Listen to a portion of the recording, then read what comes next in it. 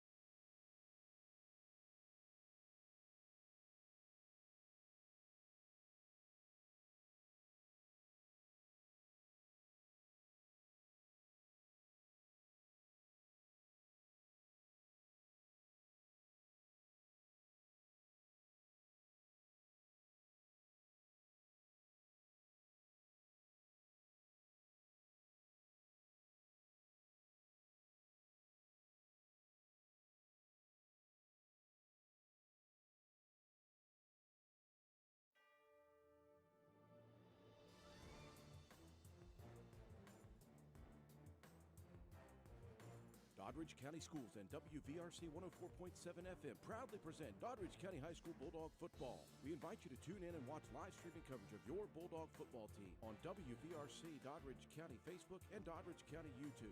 Now we take you to the press box with your broadcast crew, Dr. Adam Cheeseman, Jeremy Wagaman, and Ben Hall.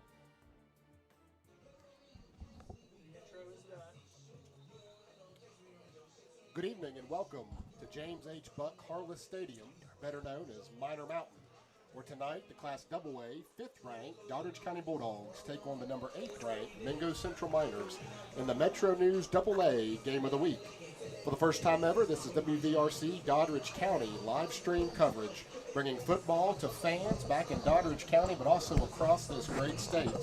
I'm Dr. Adam Cheeseman, joined by Jeremy Wagaman and Ben Hall, with support from Chris Mitchell and Katrina White, and we're thrilled to have you along for what promises to be a high-stakes matchup between two teams with championship aspirations and plenty of pride on the line. It's a rainy November night on Minor Mountain, but the atmosphere is electric. The Bulldogs are ready, the Miners are ready, and we're just moments away from kickoff. From all of us here at WVRC, welcome to Friday Night Football, Doddrige County style.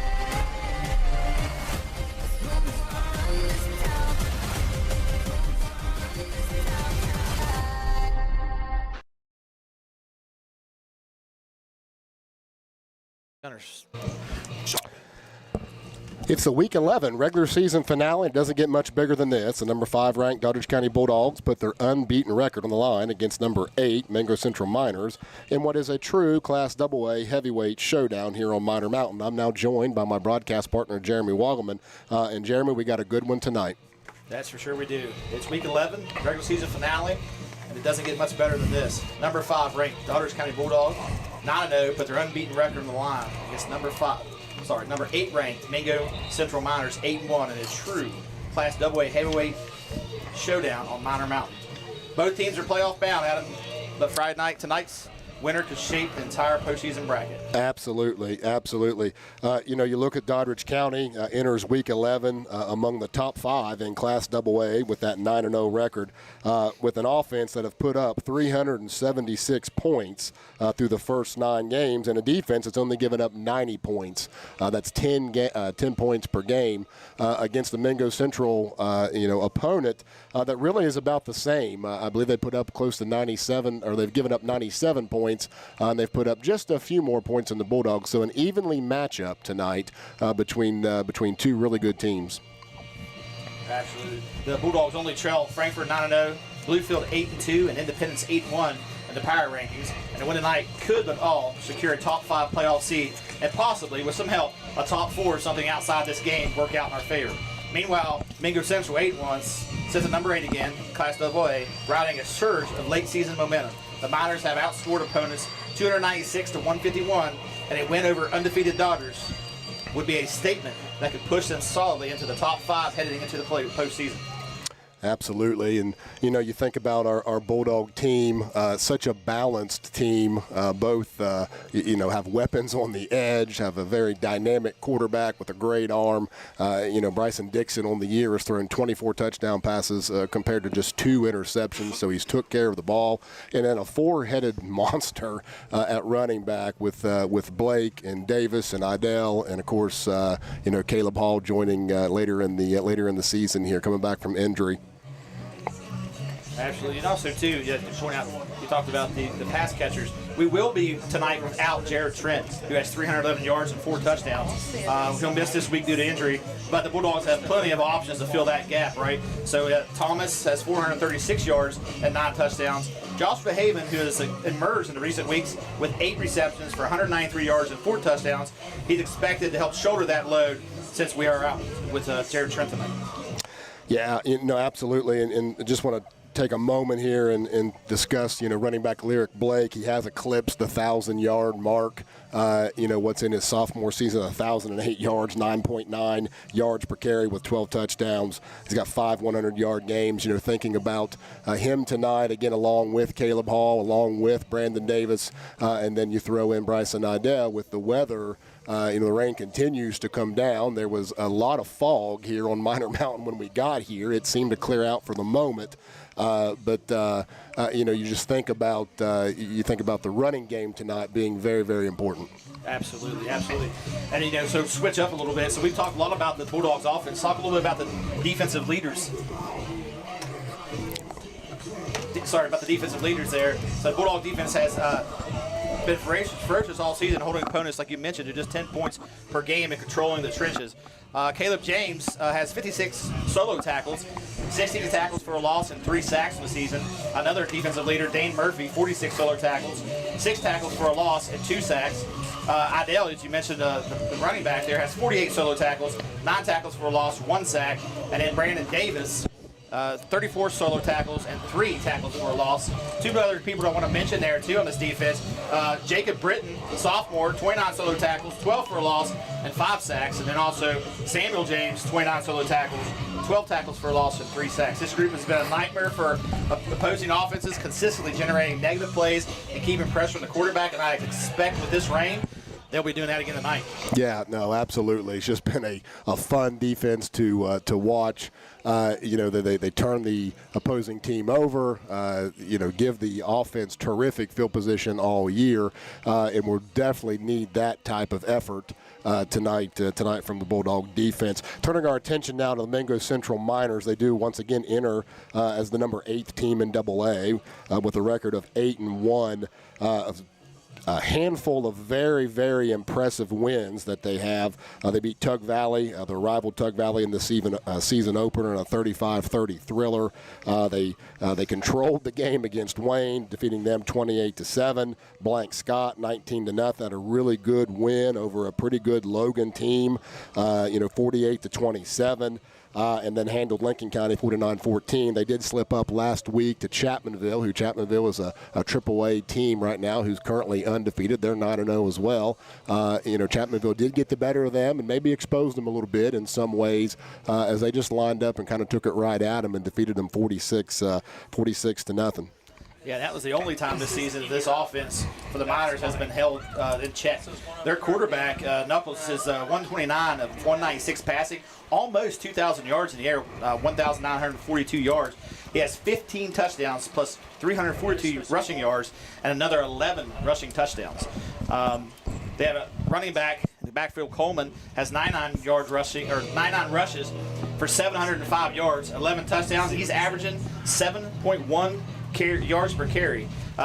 Triple wide receivers out there. Burke, who I believe, if correct, is also a commit to Marshall. Yeah, that's correct. Has 49 catches, 637 yards, and 5 touchdowns.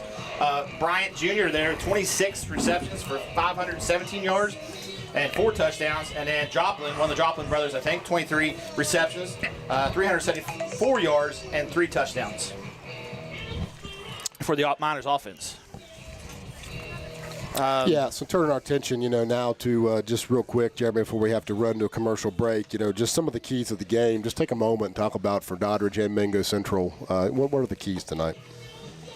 The keys to this game. Doddrige County, just looking back at what they've done over the year so far, control the time of possession behind Blake in the run game. Right, you talked about several running backs there. Protect Dixon and keep Knuckles contained. Thomas DeHaven must continue to stretch the field without Trent Alana. And for Mingo Central, push tempo. They want to create explosive plays through Knuckles. He's a dual threat quarterback, has great ability with his arm and his legs. They want to test the Doddrige secondary early. Defensively, they'll need to bottle up that Bulldogs inside rushing attack. Both teams, especially on a night like tonight, we've got rain, we've got fall, turnovers will be decisive. When an elite programs meet one mistake could change everything. Absolutely, a playoff level battle here. This is a great game to end the regular season on for our Doddrige County Bulldogs. It's just like a playoff game. The good thing is, though, Bulldog fans, we already have clinched the playoff position, and so we know we're in, but it's these type of games late in the season that will prepare you to make a deep playoff run. We will take a quick break. We'll be right back with head coach Bobby Burnside's interview. Commercial now.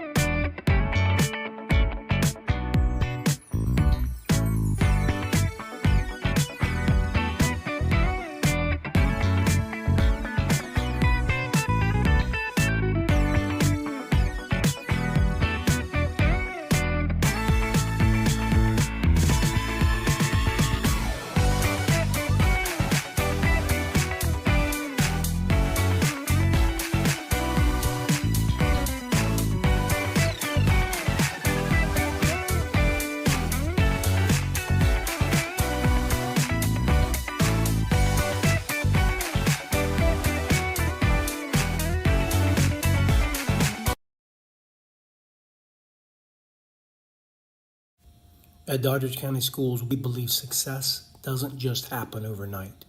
It's built over years of determination, teamwork, and Bulldog pride. From the little paws of our youngest Bulldogs to the big pride we see on the field tonight, every step has been a part of our mission in motion. The victories, the lessons, the friendships, they all come from the hard work and dedication of the students, staff, families, and our community, standing united to make a difference. We honor the journey of our Bulldogs, past, present, and future, who have worked tirelessly to become great. This is the story of how those little paws grow into the big pride that carries Doddrige County forward. Pumpkin patch dance, round and round. Spin like the leaves as they fall to the ground. Jump, twirl, let's have a blast in the magic.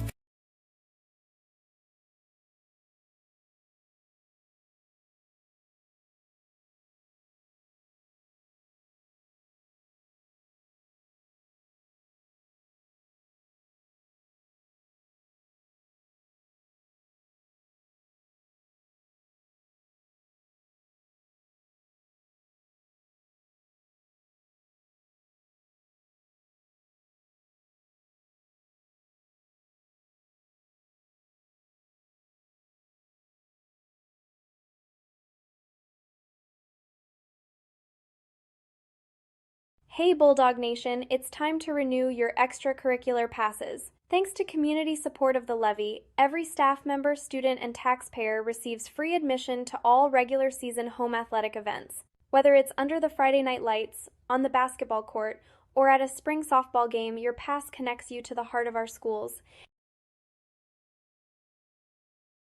Renewals are easy. Stop by any home football game or visit the central office during business hours. Don't miss out on the fun. If you need a replacement or are applying for the first time, simply complete the short form. More details are available on our website or give us a call. Together, we're putting our mission in motion because in Doddrige County, excitement is everywhere. We are united to make a difference for every student, every day. Let's go Bulldogs!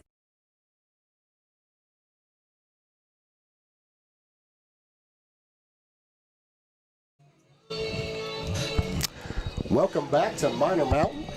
We now have an exclusive interview with head coach Bobby Burnside. We were able to catch up with him a little early today. Let's see what Coach has to say. We're now with Doddrige County head football coach Bobby Burnside for tonight's coach's interview. Coach, thanks for being with us. Yeah, thanks for having me. Coach, just want to start off tonight by talking about the momentum coming into this game, your mindset. Obviously, you're currently undefeated. How do we keep the team focused and motivated for this big matchup? Honestly, we've felt like we've been in this mode for the whole second half of the season where we're just playing 1 week at a time and every week had value. And that's the same thing this week. Thinking about Mingo Central coming in 8-1, they were undefeated till last week. They're fighting for playoff positioning, and no doubt a pretty long trip. Should be a pretty hostile atmosphere. What are we thinking as we prepare for that? Yeah, I think you mentioned it there. We're absolutely preparing for a battle. We know that they're going to play hard. It's their senior night. We had our senior night. We know how our guys wanted to go out. They're undefeated at home. We've got the trip. A lot of factors that come into play, but that's what you have to do. You have to overcome those factors. Absolutely. Looking like maybe some potential for some weather tonight. You anticipate that causing any problems? It does look like there's a chance. As long as there's no lightning, everything should go on. Both teams will have whatever the weather brings us. So, handling that will be important. Absolutely. Key matchups tonight. Looking at some of the players, obviously we know what we bring with a balanced attack, passing wise and rushing wise. But Mingo Central, they got some athletes. Absolutely, they do. They've got some real speed on the edges. They have a player, Aiden Burke, number 24, who has committed to Marshall. And he's got a lot of receiving yards, 5 interceptions. He's a good athlete. Other great athlete, running back to quarterback, a couple other receivers. They got some skilled kids. Yeah, and again, obviously we do as well, right? And so obviously Dixon at quarterback, got some weapons on the outside. Really a 3-4-headed monster at running back. Assuming tonight we're going to have that balanced approach as normal. Yeah, the thing is about this team, there are lots of weapons. As long as we continue to embrace, it doesn't matter how, doesn't matter who, as long as the Bulldogs get it done, everybody celebrate everybody, that we're dangerous. We become dangerous that way. Absolutely. It's been a family motto all year, and it's obvious with this team. Last question, Coach. We take a game at a time. Here we are, the final regular season game, opportunity to go 10-0, which would be an undefeated regular season for, what would this be, the fifth time in school history? Or since becoming Doddrige County High School, I believe that's right. It is definitely a special feat, something we are going to go after with everything we have. We're not holding back, but definitely a challenge. And this game being the level that it is as the final regular season game is definitely a challenge. Yeah, just an exciting time to be a Bulldog fan. The good thing is we're in the playoffs. We know we're in the play. We've clinched that, but it would just be nice to go out and get that momentum coming into week one of the playoffs and see where the chips fall. I couldn't agree more. Yeah, Coach, good luck to you. We appreciate you, and best of luck to the Bulldogs tonight. Okay, thank you.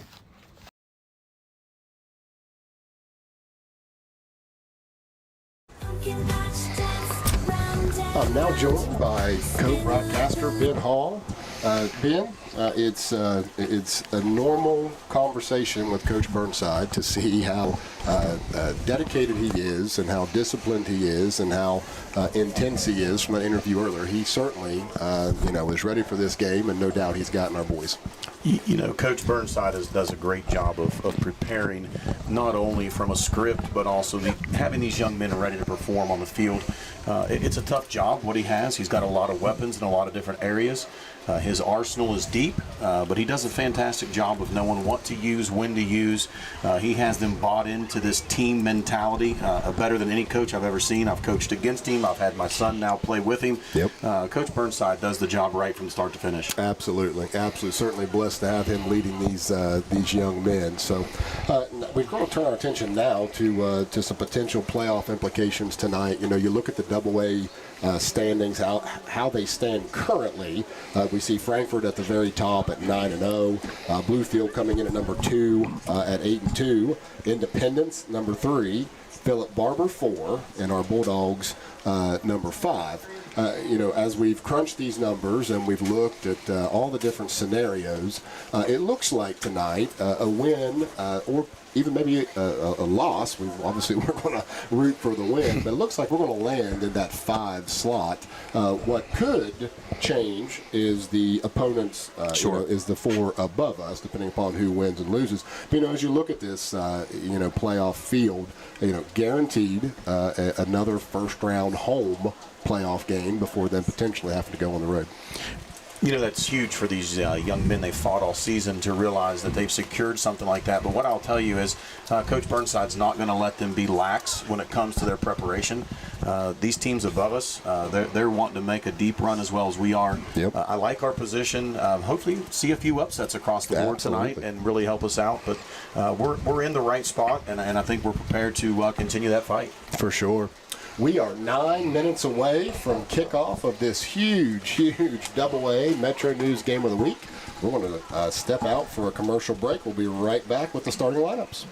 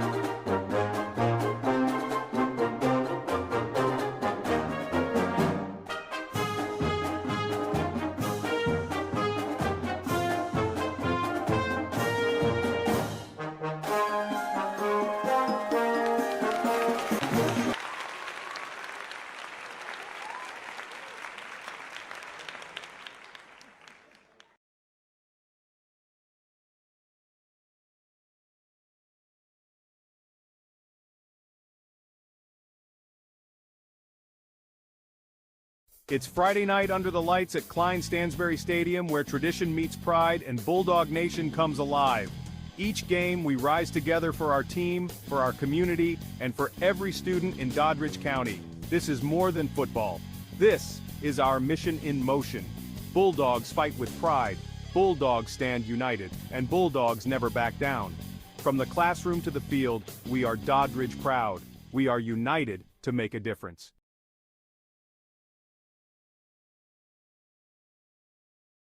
Hey Bulldog Nation, it's time to renew your extracurricular passes. Thanks to community support of the levy, every staff member, student, and taxpayer receives free admission to all regular season home athletic events. Whether it's under the Friday night lights, on the basketball court, or at a spring softball game, your pass connects you to the heart of our schools.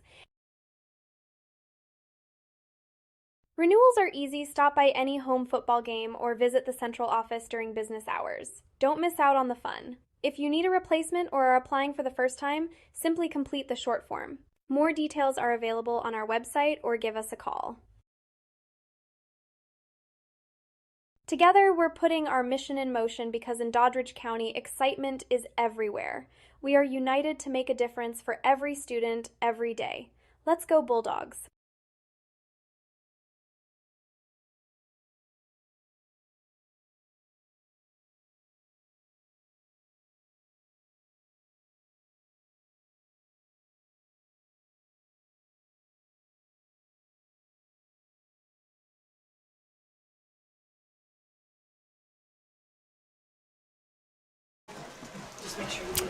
Welcome back to Minor Mountain. We're now ready to introduce the starting lineups.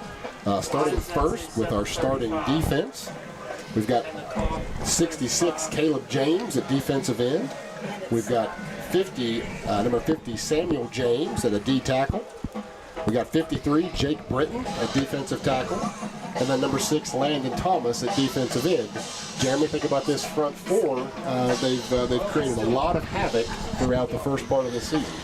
They absolutely have, Adam, and like I said earlier, I expect them to do that again tonight. Pen their ears back and go after the quarterback tonight. Absolutely. The linebacking core includes Dane Murphy, Bryson Idell, Brandon Davis, and Caleb Hall. Quite the linebackers, Ben, that we throw out here every week. I'll tell you, they know how to come downhill. They also know how to drop in coverage. That's a very talented group that's seen a lot of football. So if I'm an offense, I'm definitely going to be aware where those young men are every play. Absolutely. The secondary tonight will tall task, as Mingo Central likes to throw the ball around. They've done that all year long. Tonight we'll have Kyle Satterfield, Heston Hayes, and Lyric Blake in the defensive backfield. And no doubt they have again a tall task ahead of them. Turning our attention to the offense now, we'll start with the offensive line, and just cannot say enough about this offensive line. We've already talked about the skill players and the stats that they're able to accumulate, but they could not do that if it wouldn't be for this line. And tonight we'll have Ty McLeod, Samuel James, Thad Gum, Jacob Britton, Aaron Glassford, Thane Gum is in there at center. We've got those 6 guys rotating in, a couple more that will as well. But let's talk, Jeremy, for a moment about this offensive line. Adam, those guys have been big all year, right? Blocking for our 3-headed, 4-headed monsters back there at the running back. Also taking care of Bryson Dixon while he's dropping back the pass. And it all starts there. You mentioned it. We can't get the stats we need or the points we need to win a game if we don't have those guys up front manhandling the defensive line. Absolutely. And now we turn our attention to the skilled kids. On the outside tonight, we will have Josh DeHaven and Landon Thomas. And then, of course, the 4-headed backfield of Lyric Blake, Caleb Hall, Brandon Davis, and Bryson Idell. And then the senior quarterback, Bryson Dixon. Again, weapons all over the place, Ben. There's a lot of options that coach can go to. It makes it fun on the offensive side. And it's also a nightmare for the defensive coordinator of knowing they've got to prepare to stop a lot of things. They can't focus on the run, then they're going to get beat by the pass and vice versa. Look for a really good night tonight. I've seen a lot of our weapons play. Absolutely. We are 3 minutes away. The captains are getting ready to take the field here. They're walking out. It is Mingo Central's senior night, so no doubt they will be playing with a little extra heart and hustle tonight. You know, senior night is always a joyful night, but at the same time, it's a little sad and disheartening to think it could be your last game on your home field. Our boys just went through senior night last week and came out victorious over Lincoln, but let's hope tonight that the Bulldogs are able to kind of rain on the Miners parade. I see what you did there. You see what I did? Yeah. I'll tell you, senior night's the toughest night as a coach to keep the focus of your young men. I see Coach Bobby hopefully going after these guys quick, early and often, set the pace, because I think they're going to be, this Mingo team being a senior night, emotions do play into it, especially early, so hopefully we take advantage of it. Absolutely, absolutely. Captains tonight for our Bulldogs, number 50, Samuel James, number 66, Caleb James, and it looks like number 6, Landon Thomas. They have rotated 5 different captains throughout the season. Just a strong senior class, senior-laden team here for the Bulldogs. Mingo Central has won the toss, and they have elected to receive. And we're about 1 minute and 30 seconds away from kicking this one off. We are excited once again to be here. I just want to give a quick reminder, if you have not liked or subscribed to both our Facebook page and YouTube page, we're going to ask you to do that. Specifically, the YouTube channel. We need subscribers to go there. We do understand that YouTube sometimes has this weird glitch that, you know, if you don't have 1,000 subscribers following, that it might cap the number of viewers. We also want to tell viewers tonight that you are watching tonight on YouTube. Next week, for the first round of the playoffs, Facebook Live will be up and running. Because this is the first live stream, Facebook Live is not available. The second game that we put out Facebook Live will be available, so we will be on both Facebook and YouTube next week. But please like and subscribe to WVRC Doddrige County. Mingo Central has taken the field, and the Bulldogs now have as well. Number 4, Brandon Davis, is going to tee this thing up. We are 5 seconds away, and let me tell you, there's a lot of energy in this stadium. Now, not a huge crowd, but you can still feel the anticipation and the energy. And we are excited for this game. Absolutely. Time for some football. The moment is here. The anticipation is over, and Brandon Davis runs forward, and the AA Metro News Game of the Week is off and running. Fielded at the 15, he's up to the 30, and he's brought down at about the 33-yard line. It looked like that was Number 15. Number 15 on the stop.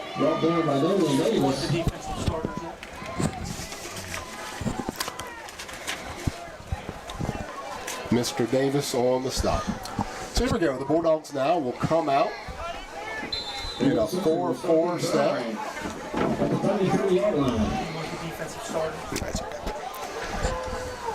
Mingo Central in a no-huddle look here.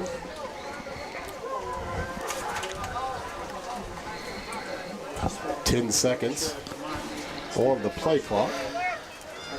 Shotgun set. Knuckles now turn. He gives to Coleman. Coleman is stuffed up right there. I see 53, Jacob Britton. Looks like no gain on the play. Yeah, I don't think their offensive line got any push on that play right there. Our defense took the momentum, pushed them back, was able to get that tackle for a loss by Jacob Britton. Absolutely, a true pack of Bulldogs in on that tackle, and really that's been the case all year.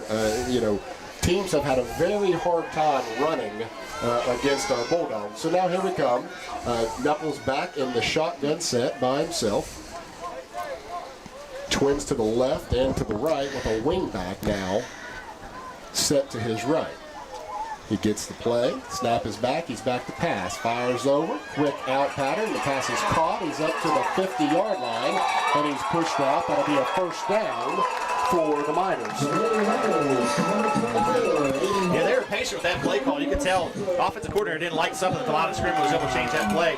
Yeah, it looks like we're back to no huddle. Yeah, it's clear they're going to want to move quick to the line, but then what they're doing is they're reading the Bulldog defense and then sending in their play. So it is a no huddle, but at this point it's not a quick pace no huddle.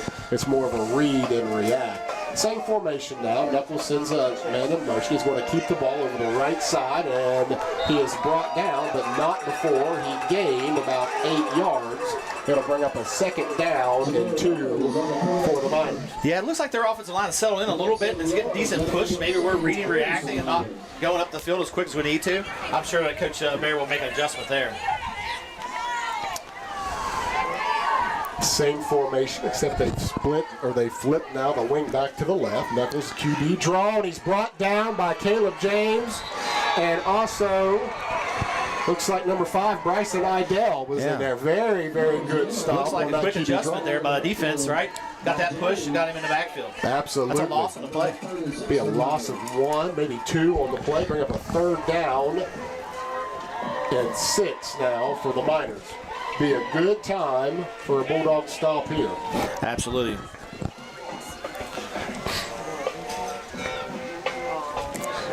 Minutes remain here in this first quarter. The rain continues to fall. Man in motion. The ball's on the ground. Knuckles falls on it, and Idell puts him down. The ball is at the 40-yard line, and that'll bring up a fourth down and about 20. A big, big play there, and perhaps that's the first time we've seen the weather come into play. Definitely looks like the weather was a factor there. That ball is extremely wet. Looks like they're throwing a couple new ones out there. Maybe they're not broken enough, but that water has definitely affected the snap on that. Looks like they might be dropping back the punt. It was a low snap. The quarterback could not handle it. And it will be fourth down. The punt is away. It looked like it was tipped. Ball's going to take a minor roll, and it's going to roll down and go out of bounds at about the 17-yard line. Yeah, so the Bulldogs now will come out and take over for their first offensive possession. So what looks like could have been a disaster there with that partial block punt or tip end up rolling out of bounds in the Miners' favor there. So let's see now how the Bulldog offense can fare here in this challenging conditions, to say the least. The wind is blowing. It's not blowing quite as hard as what it was when we got here, but again, the rain is coming down. Power eye set now. The power back set to the right. DeHaven's put out to the left. Dixon takes the snap. The turn to give, I believe, is to Blake. Blake runs forward, and he gains about 2 yards. It'll bring up a second down and 8. We've got to get more of a push on that offensive line. 8:50 remaining here in the first quarter. Second down and 8 now, and the Bulldogs will break the huddle with that power eye set once again. Dixon under center, takes the snap, turn, the give. Good move, good push, good first down run.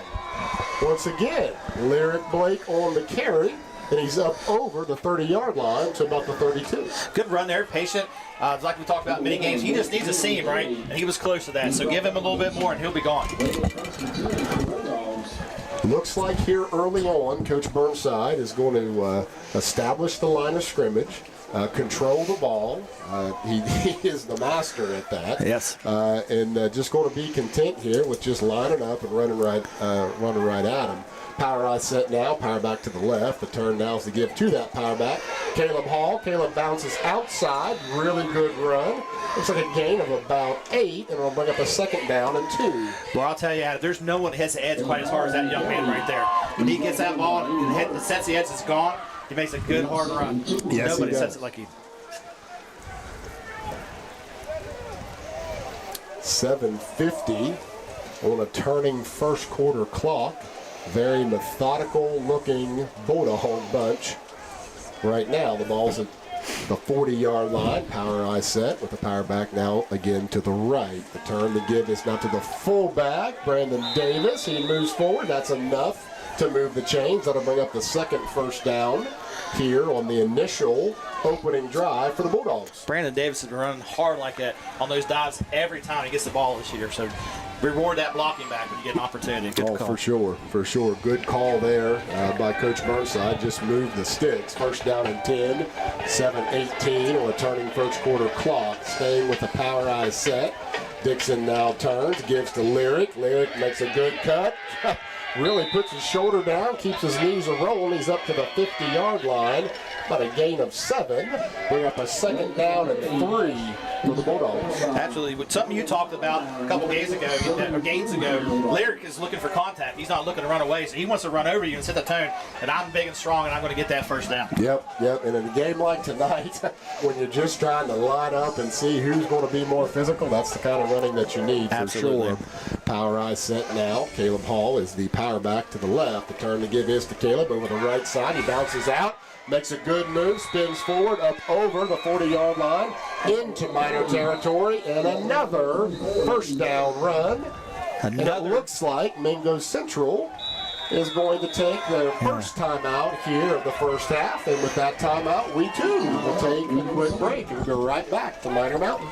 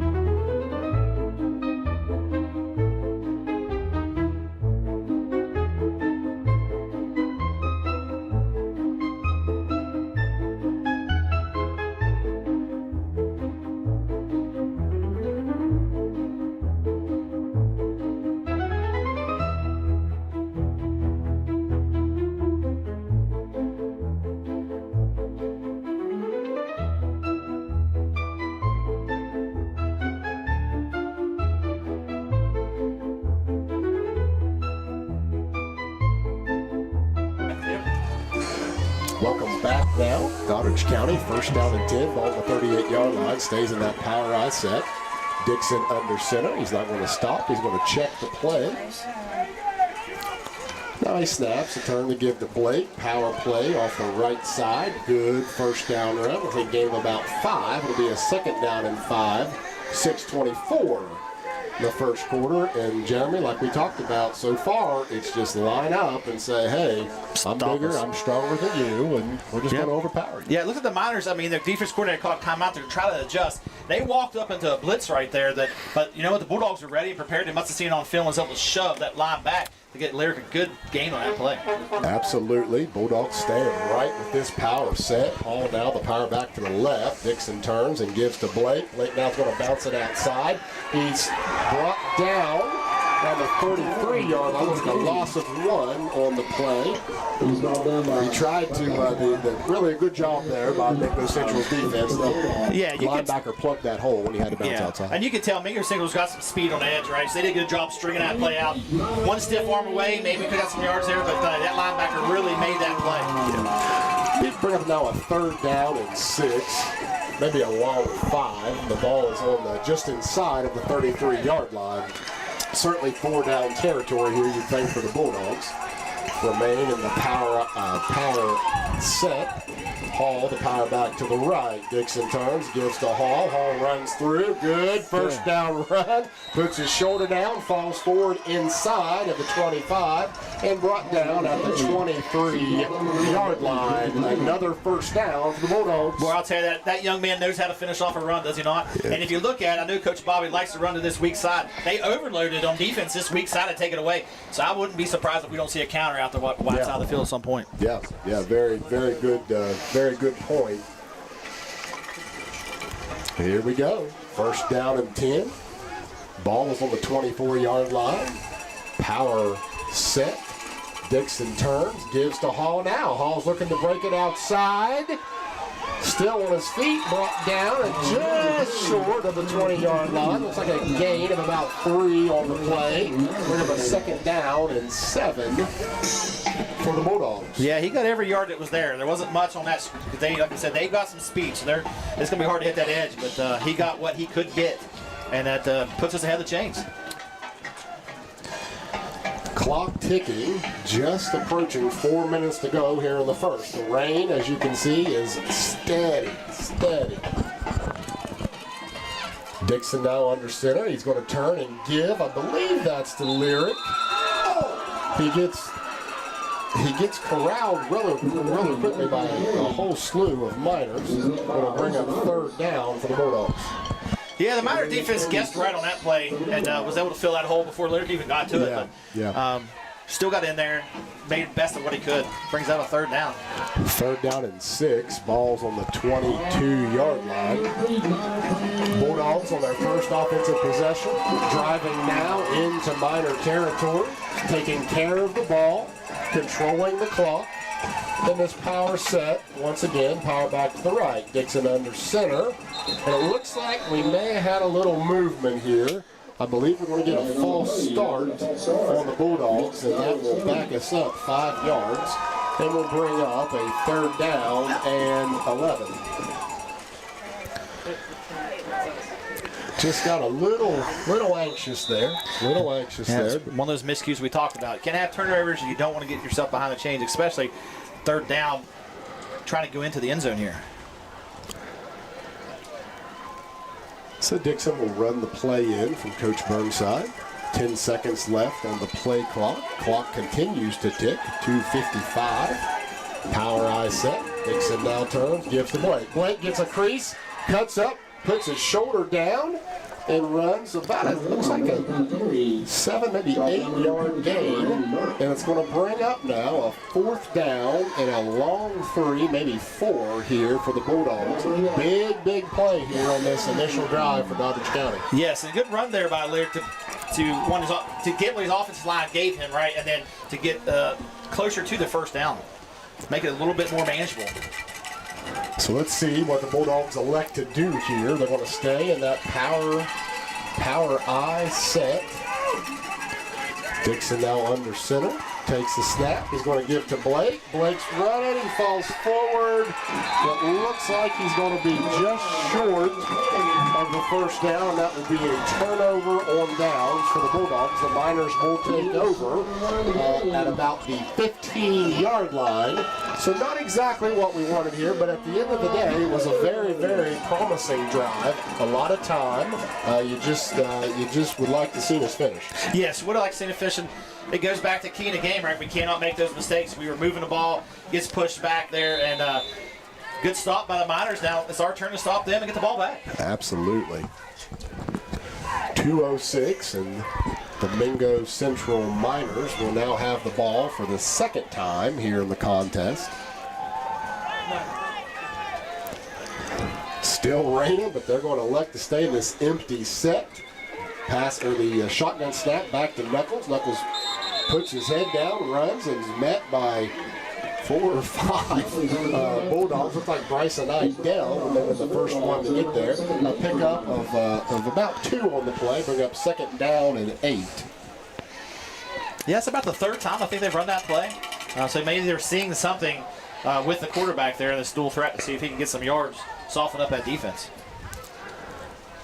Mingo Central staying in this no-huddle offense, but again, it's not a tempo no-huddle. It's a read and react no-huddle at this point. Sends a man in motion. He pitches to him, cuts up in. Oh, boy. The ball's on the ground.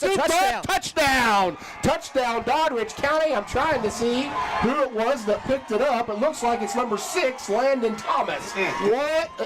What a play for the Doddrige County Bulldogs. And just like that, it is 6-0 with 1:19 left 66 in the first quarter. Brandon Davis now will. Landon Thomas on the scoop and score.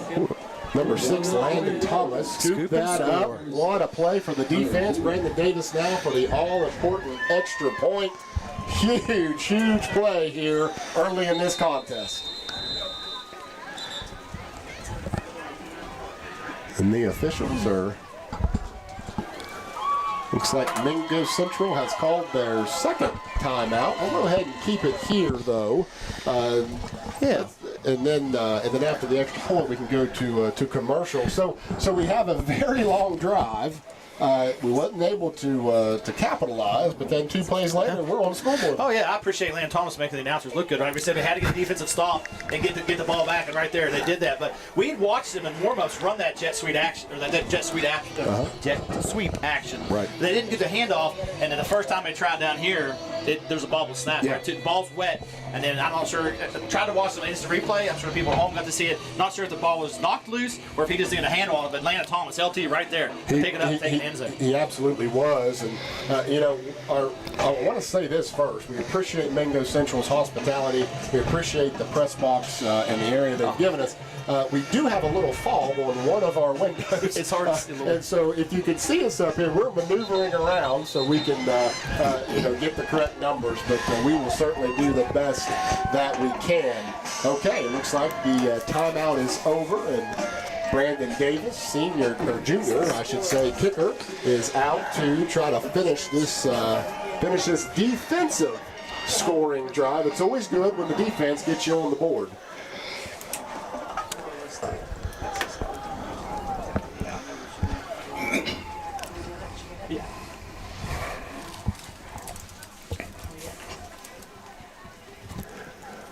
The snap, Davis's kick is up. Looks like he puts it right through, and with 1:19 left in the first quarter, it's the Doddrige County Bulldogs 7. The Mingo Central Miners will be right back after this commercial break.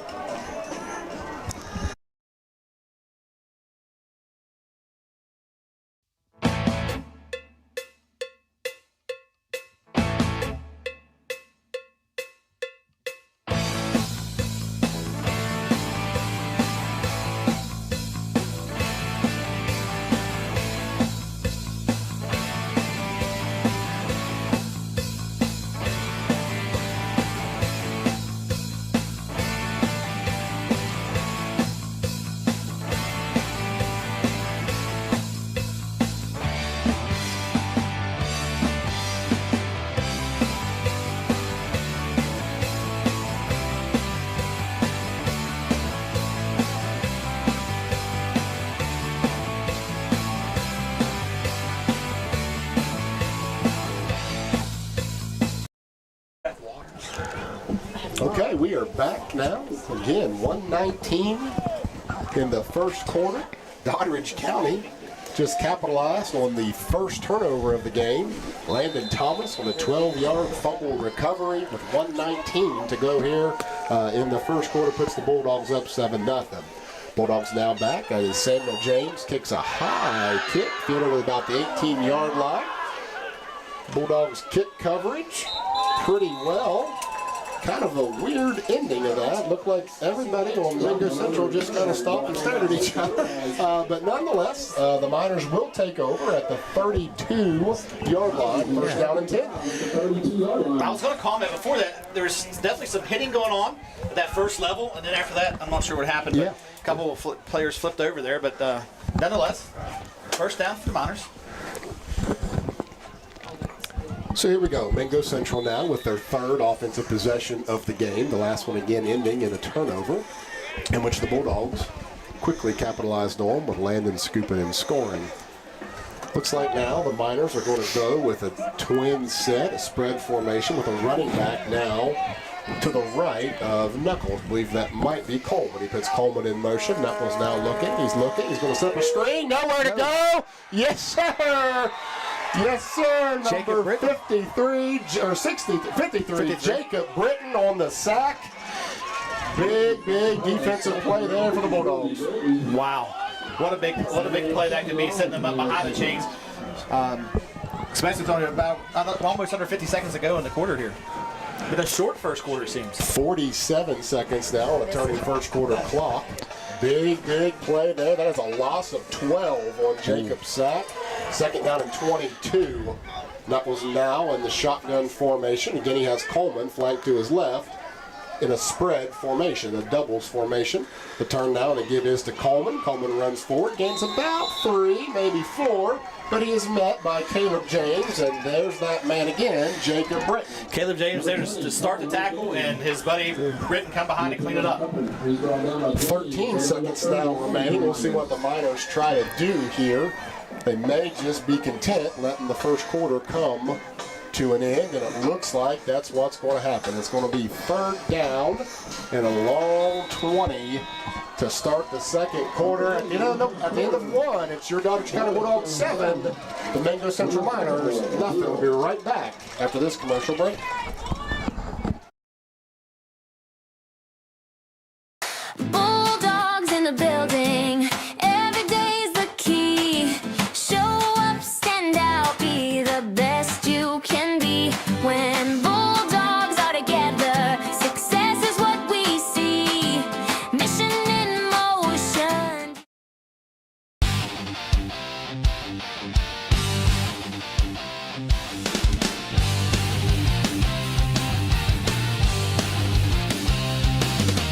Bulldogs in the building, we rise, we shine. Every day we show up, success is mine. Strong, united, making moves each day. Mission in motion as a Bulldog way. Bulldogs in the building, we rise, we shine. Every day we show up, success is Bulldogs in the building. Every day's the key. Show. Welcome back now to James H. Buck Harless Stadium for the start of quarter number 2.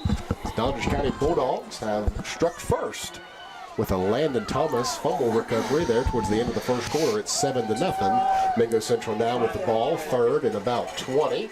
He's Knuckles with the ball. He's back to pass. He's looking. He's being chased, and he's brought down. I think it's Jacob again. Yeah, yes, it is. Jacob Britton chases Knuckles down from behind and picks up his second sack of this drive. And just like that, Mingo Central is going to have to punt it away again. Yeah, we just talked about, not giving this quarterback time to pass. It looked like he had an opportunity right there, but Britton come out of nowhere off that defensive end, which is a little bit different position where I remember him playing. So they've got him spread out defensive end, and he chased Knuckles down the backside and made that sack. Big play. That's a good point, Jeremy. Good catch there. They have done some schemed well so far for this game. So Mingo Central now back to punt. The snap is back. The punt is away. Fielded at just about the 49 by Kyle Satterfield. Kyle to the 45. He's now to the 40, to the 35, and he's pushed out the 30-yard line. Flag. And it looks like there's a flag now It came in a little bit late. We're going to sort out what it was, but about a 20-yard return for Kyle Satterfield. A great return for Kyle there. But let's see what this laundry is. Yeah, I thought we held up on that block. It looked like it could have been a blindside there, but I thought our offensive player on the outside for the Bulldogs held up, but I'm not sure. Yeah, I don't know if was Kyle out of bounds when they hit him, or no, we're going to back it up. Okay. Nonetheless, good run by Kyle there. I guess we got him holding now on the Bulldogs, blocking the back. And so that will now spot the ball about the 43-yard lines where the official with the ball is standing. They're struggling a little bit setting the chains up, I believe.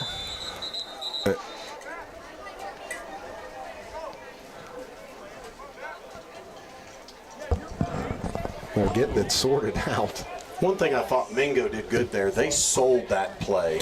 Number 5 came up to give the block, slowed up. As soon as there was a touch of a contact, Mingo's guy kind of just fell to the side. Yep.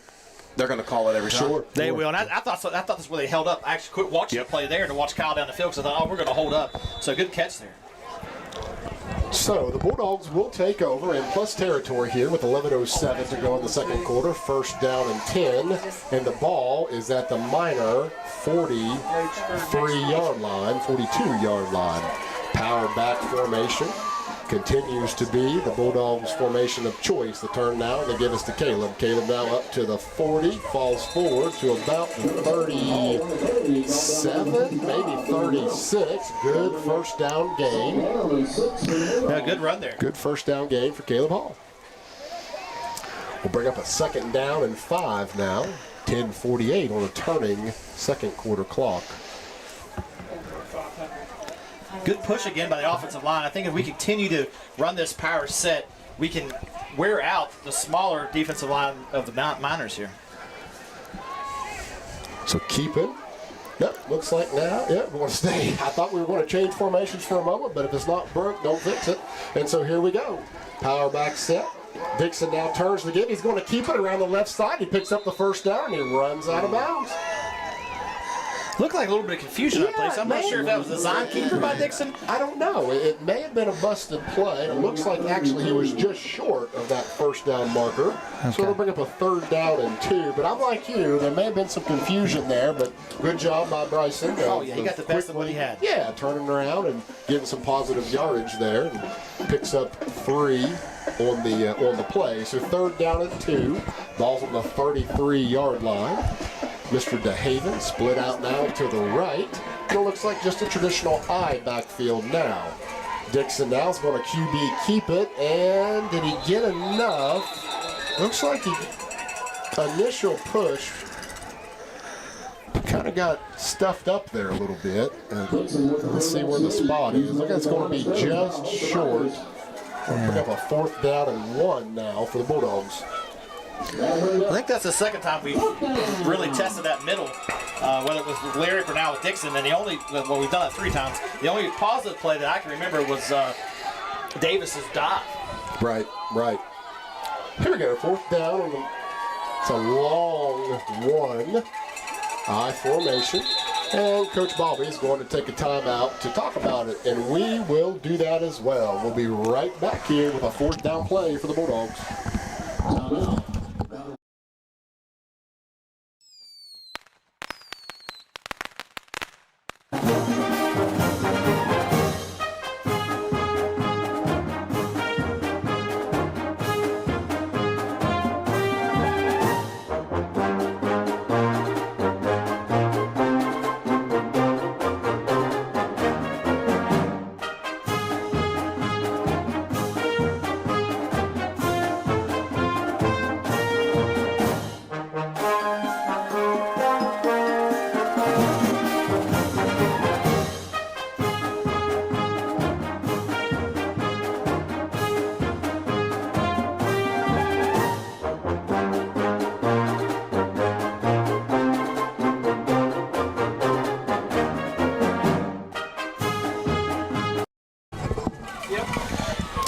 And we are back with a big fourth down play here for the Bulldogs. Bulldogs are coming out with that power eye set once again. Lyric Blake going to dot that eye. It's a 4th down and a long one.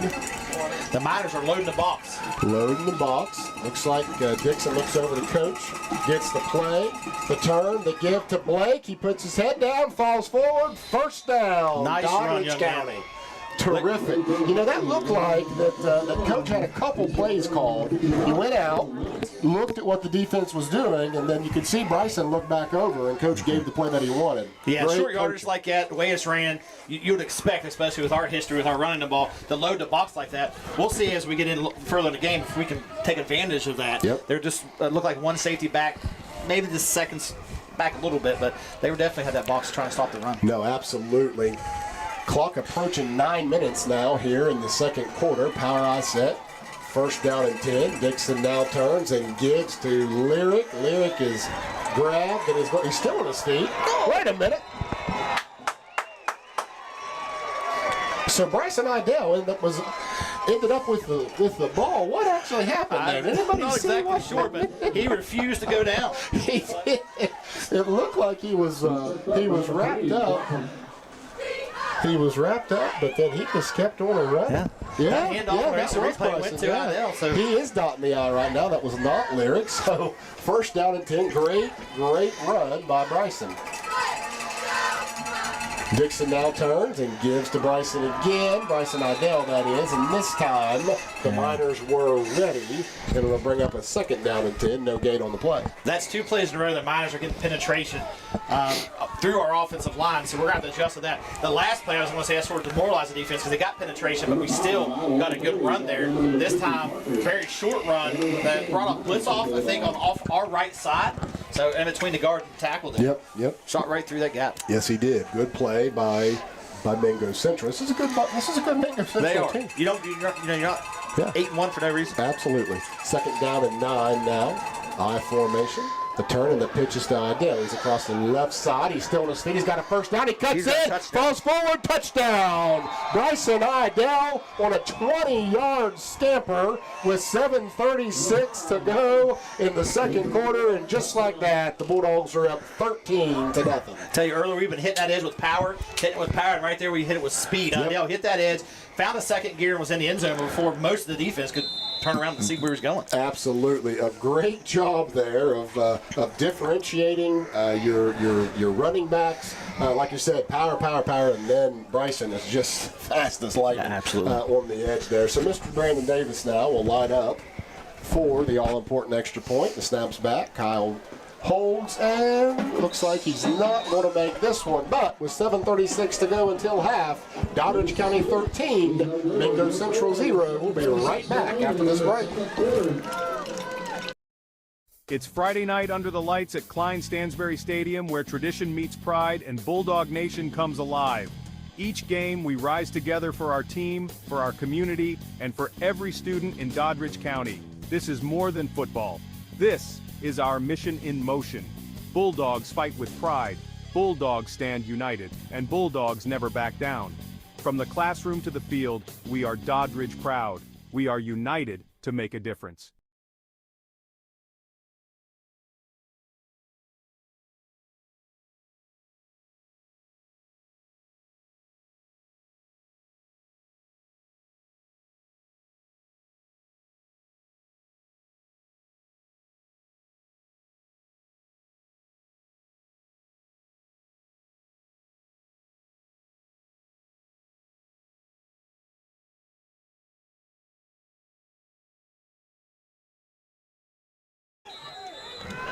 Welcome back to Minor Mountain.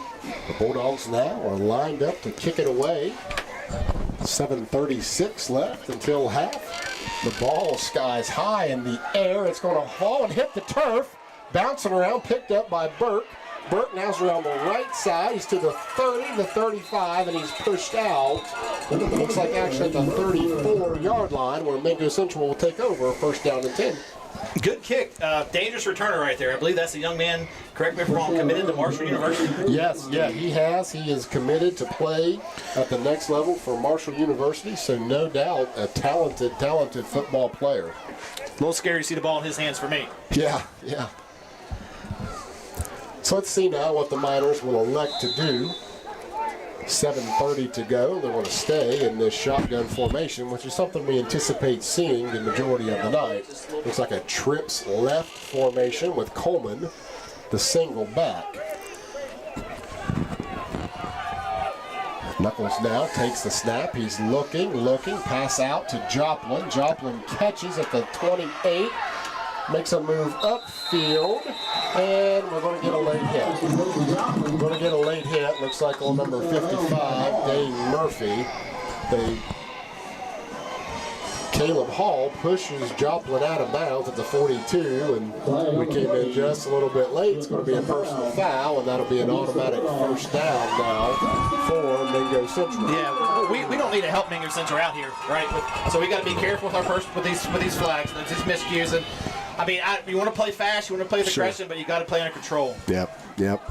So Mingo Central now will start with first down, fresh set of downs, I should say. Ball spotted at the Bulldog 44-yard line. Trips now to the right. Knuckles with a hard snap, trying to draw the Bulldogs off to make contact with the offensive line, but we get back in enough time. Snap is back. The give is to Coleman, and there's Caleb James, nowhere to go. Really quick whistle there by the official.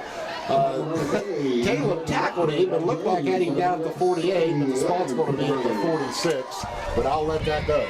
Yeah, it looks like they're at, I'm not sure who James is lining up over, but threw a lookout block right there for that running back. Yeah. It's hard to block for yourself and run. Yeah, so good play there by senior captain Caleb James. Second down now at 11, 6:47 to go here in the second. Knuckles now back to pass. They're setting up a screen. Screen is to Coleman. He's to the 40. He's to the 35 to 30. He's still on his feet. We do have a flag.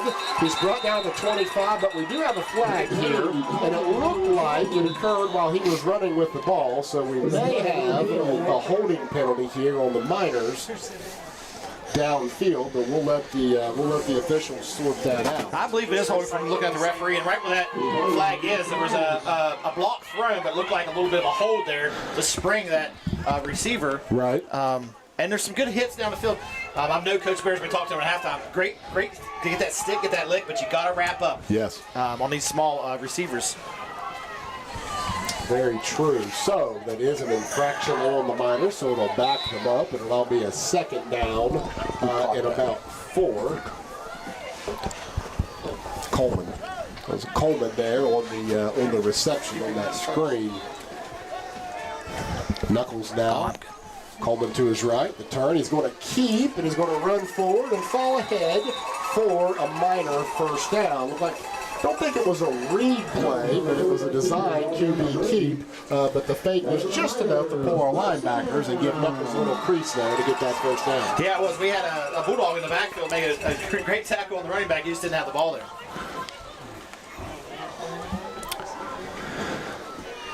So the Miners now scrimmage from the 32-yard line, first down and 10. Knuckles back to pass. He throws over. Good catch there. I believe that's number 3, Joplin. Quick out pattern. Gain of about 4. Be second down and 6 now. Clock is stopped with 5:51 to go until half. Doddrige County up 13-0 here in this Class AA Metro News Game of the Week. You know, this is a huge possession for us to stop. The way we're eating clock, and we get the ball back at half. That's a very good point. So here we go. Knuckles now, the turn, and the gives to Coleman. Good stick there. Somebody come flying in. I'm going to try and look around. That was Dane Murphy there on a really hard hit. Be third down and 3 now. Yeah, it looks like there's been another adjustment there to the defense. We're going with 3 down linemen and then the D ends on the outside. So we've got James lined up at the nose. So Mingo Central now looking over to the offensive coordinator. They've got their switching play. The ends up there. Coming out now in a doubles formation. Coleman to the right. Knuckles now back. He's going to turn to pass. Again, it's an out pattern. Caught. And then the receiver's going to fall down. That looks like number 24. That is Burke. is going to fall down at the 15-yard line, but it'll be enough for a Mingo Central first down. Mingo Central here looking to pick up a little bit of momentum here. Be a good time for a turnover. It would be, or a nice sack. Trips right formation. Tries that hard count to pick up a free 5 yards, but the Bulldogs have been very disciplined tonight. Snap back to Knuckles. He turns, he throws. Quick pitch route is caught and brought down about the 1 yard line.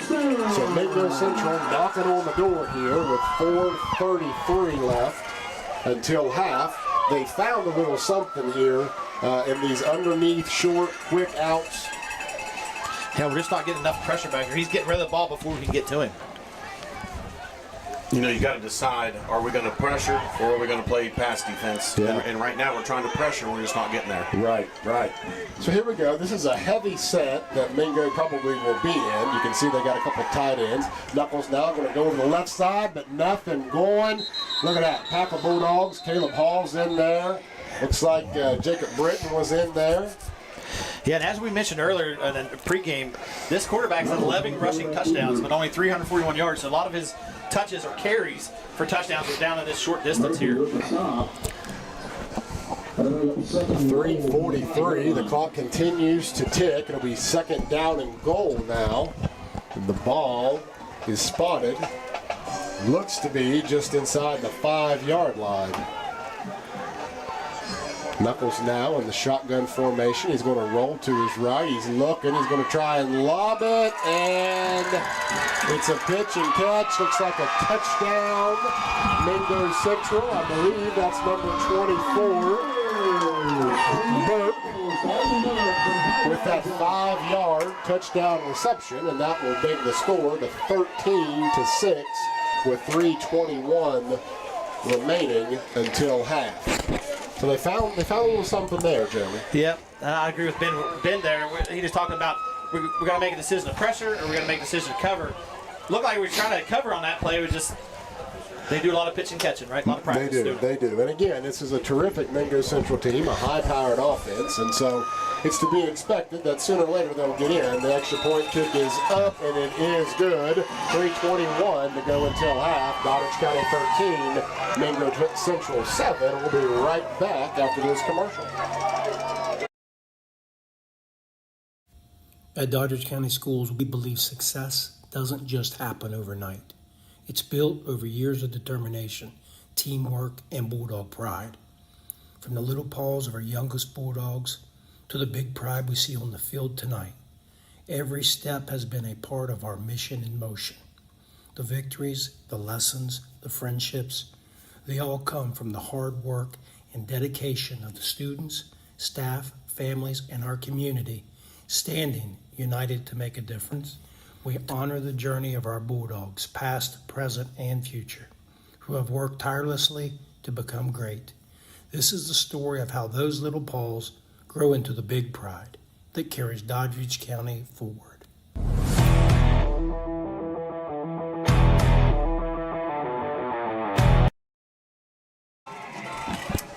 We are back here. Once again, there's 3:21 left until the half. The Bulldogs will get the ball here. Plenty of time to strike before halftime. And then, as Ben mentioned just a little bit ago, we then also get the second half kickoff. So it'll be good here to get a score, get some momentum going into halftime, and then again receive the ball. Mingo Central approaches. The kick is off. Very good kick. Caught by Brandon Davis at the 10-yard line. It's the 15, the 20.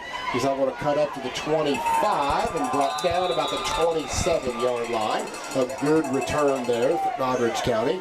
Got to bring up a first down and 10. And so let's see now what the Bulldogs elect to do. They've been in this power I set. They've been pounding the rock. We have a really good run game, but we also can throw it too. So we'll see what happens. Yeah, I don't think you have to come out winging the ball around yet. I mean, we've got some explosive backs, but you want to get some points on the board before halftime, you might have to think about putting in the air. Well, when you think about, at this point, the consistent run, at what point do you look at that play action pass? Yep. So here we go, power I set. Dixon now is going to turn. He's going to give to Blake. Blake's on his feet. He's still first down run. Ball is spotted now about the 42-yard line. It's a gain of 12 on that first down play. You're talking about consistent run. You know what else has been consistent tonight? This rain. Yes. This rain has been consistent. You're not I think kidding. we were an hour away from getting down here, and it really hit in. Yes. Sat in, and it has not stopped. Yeah, you're right. We were about an hour out, and it was just a torrential downpour. 3:07 now. The clock is stopped with Blake being forced out of bounds. So we now have a power I set. Hall is the power back to the left. Dixon now turns and pitches to Blake. Blake running towards our sideline. And he's drug out of bounds. A little extra there. Maybe not. Lyrical gain about 4, maybe 5 yards. Bring up a second down and 5 with 3:03 left to go. Absolutely good job of getting out of bounds by Blake there to preserve the clock, and got as many yards as available, and we'll pick up second down. Right here's the shot time. If I'm Coach Burnside, this is a place where I'm going to let Landon Thomas get some love. A little play action pass, maybe to the outside. Yeah. Certainly might catch him off guard there. And look at that. Look at Johnny on the spot. Dixon rolls to the right, fires to Brandon Davis. Davis does catch it. It's a first down. And I'm wondering if Ben, are you in our headsets or are you in Coach Burnside's I'm just wondering, headset? are you Coach? Did you send Coach a text there to say, hey, we want to try and play action pass? Yeah. Good one to scoop that off the carpet by Davis, who has several receptions this year. Not only a power running a blocker, he can get the ball off his shoelaces if need be. Absolutely. It's That almost might like you loosen up coached that ball box a little before bit. there, Ben Hall. I'm hopeful that might loosen up this defense here in a box. So here we go. First down and 10. Ball on the 44. 2:28 remaining. Dixon now under center. He loses control of the ball, but he quickly picks up. It looks like the official's going to blow it dead. He must have had his knee on the ground. They're actually going to give him a little positive yardage there, perhaps. But anyhow, it'll be second down and a long 9, maybe still 10. 2:05 on a ticking second quarter clock. And Dixon now is going to bring the play in.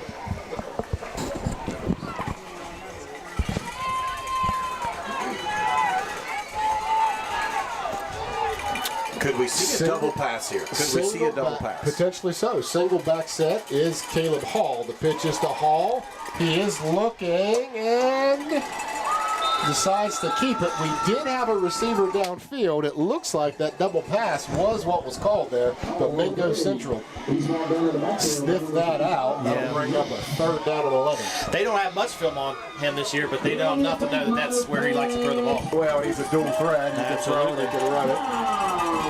So third down and 10 now. We'll see what Coach Burnside elects to do here. 13-7, a Doddrige County lead with 1:10 to go.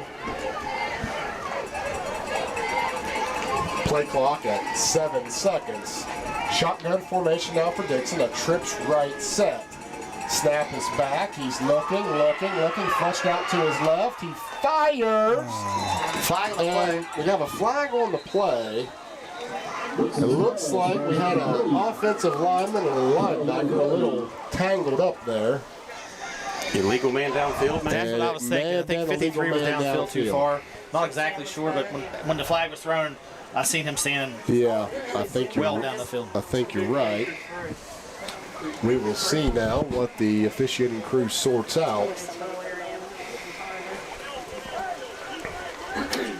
It is an illegal man downfield. The penalty is declined.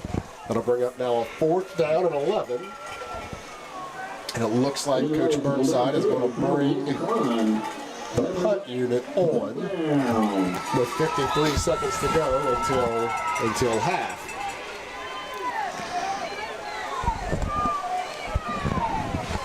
Clock is stopped. And Brandon Davis now will be set to punt it away. Caleb Hall is the up back.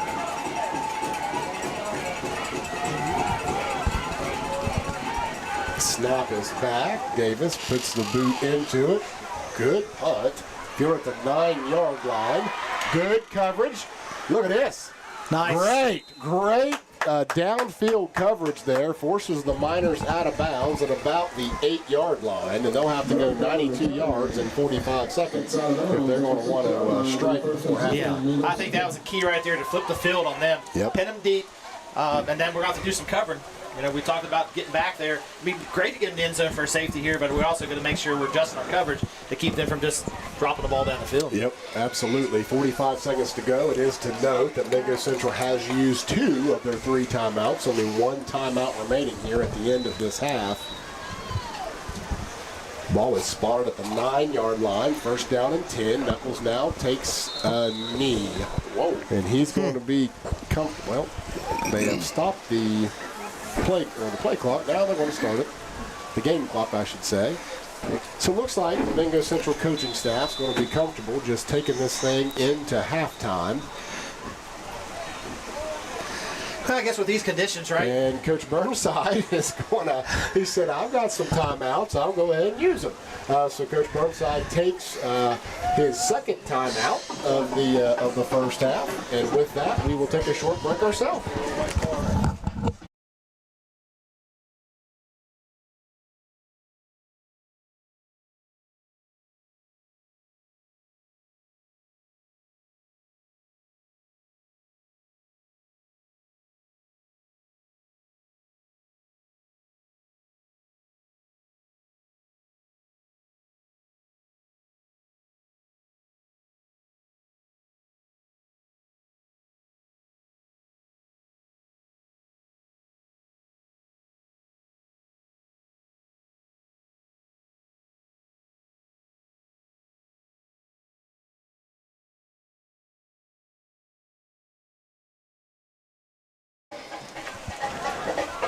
Okay, we are back. 33 seconds to go until halftime. Mingo Central just took a knee, and Coach Burnside took his second timeout. Looks like Knuckles now is going to do a quarterback sneak, and he stopped at about the 5-yard line. We'll see if Coach Burnside elects to take his final timeout, or if he's just going to be content to go to half. I know it's an overused line, right, by every commentator, but you can't take it with you. Might as well turn them up, right? Maybe there'll be a bad snap. You know, you could have something in these conditions. It looks like Coach Bobby is going to be content to take a 13-7 lead into the half. 1 second remains, and just like that, we're at the end of the first half from the James H. Buck Harless Stadium, Minor Mountain, and it's the number 5 ranked Doddrige County Bulldogs 13, the number 8 ranked Mingo Central Miners 7. We'll be right back with a first half recap and first half stats.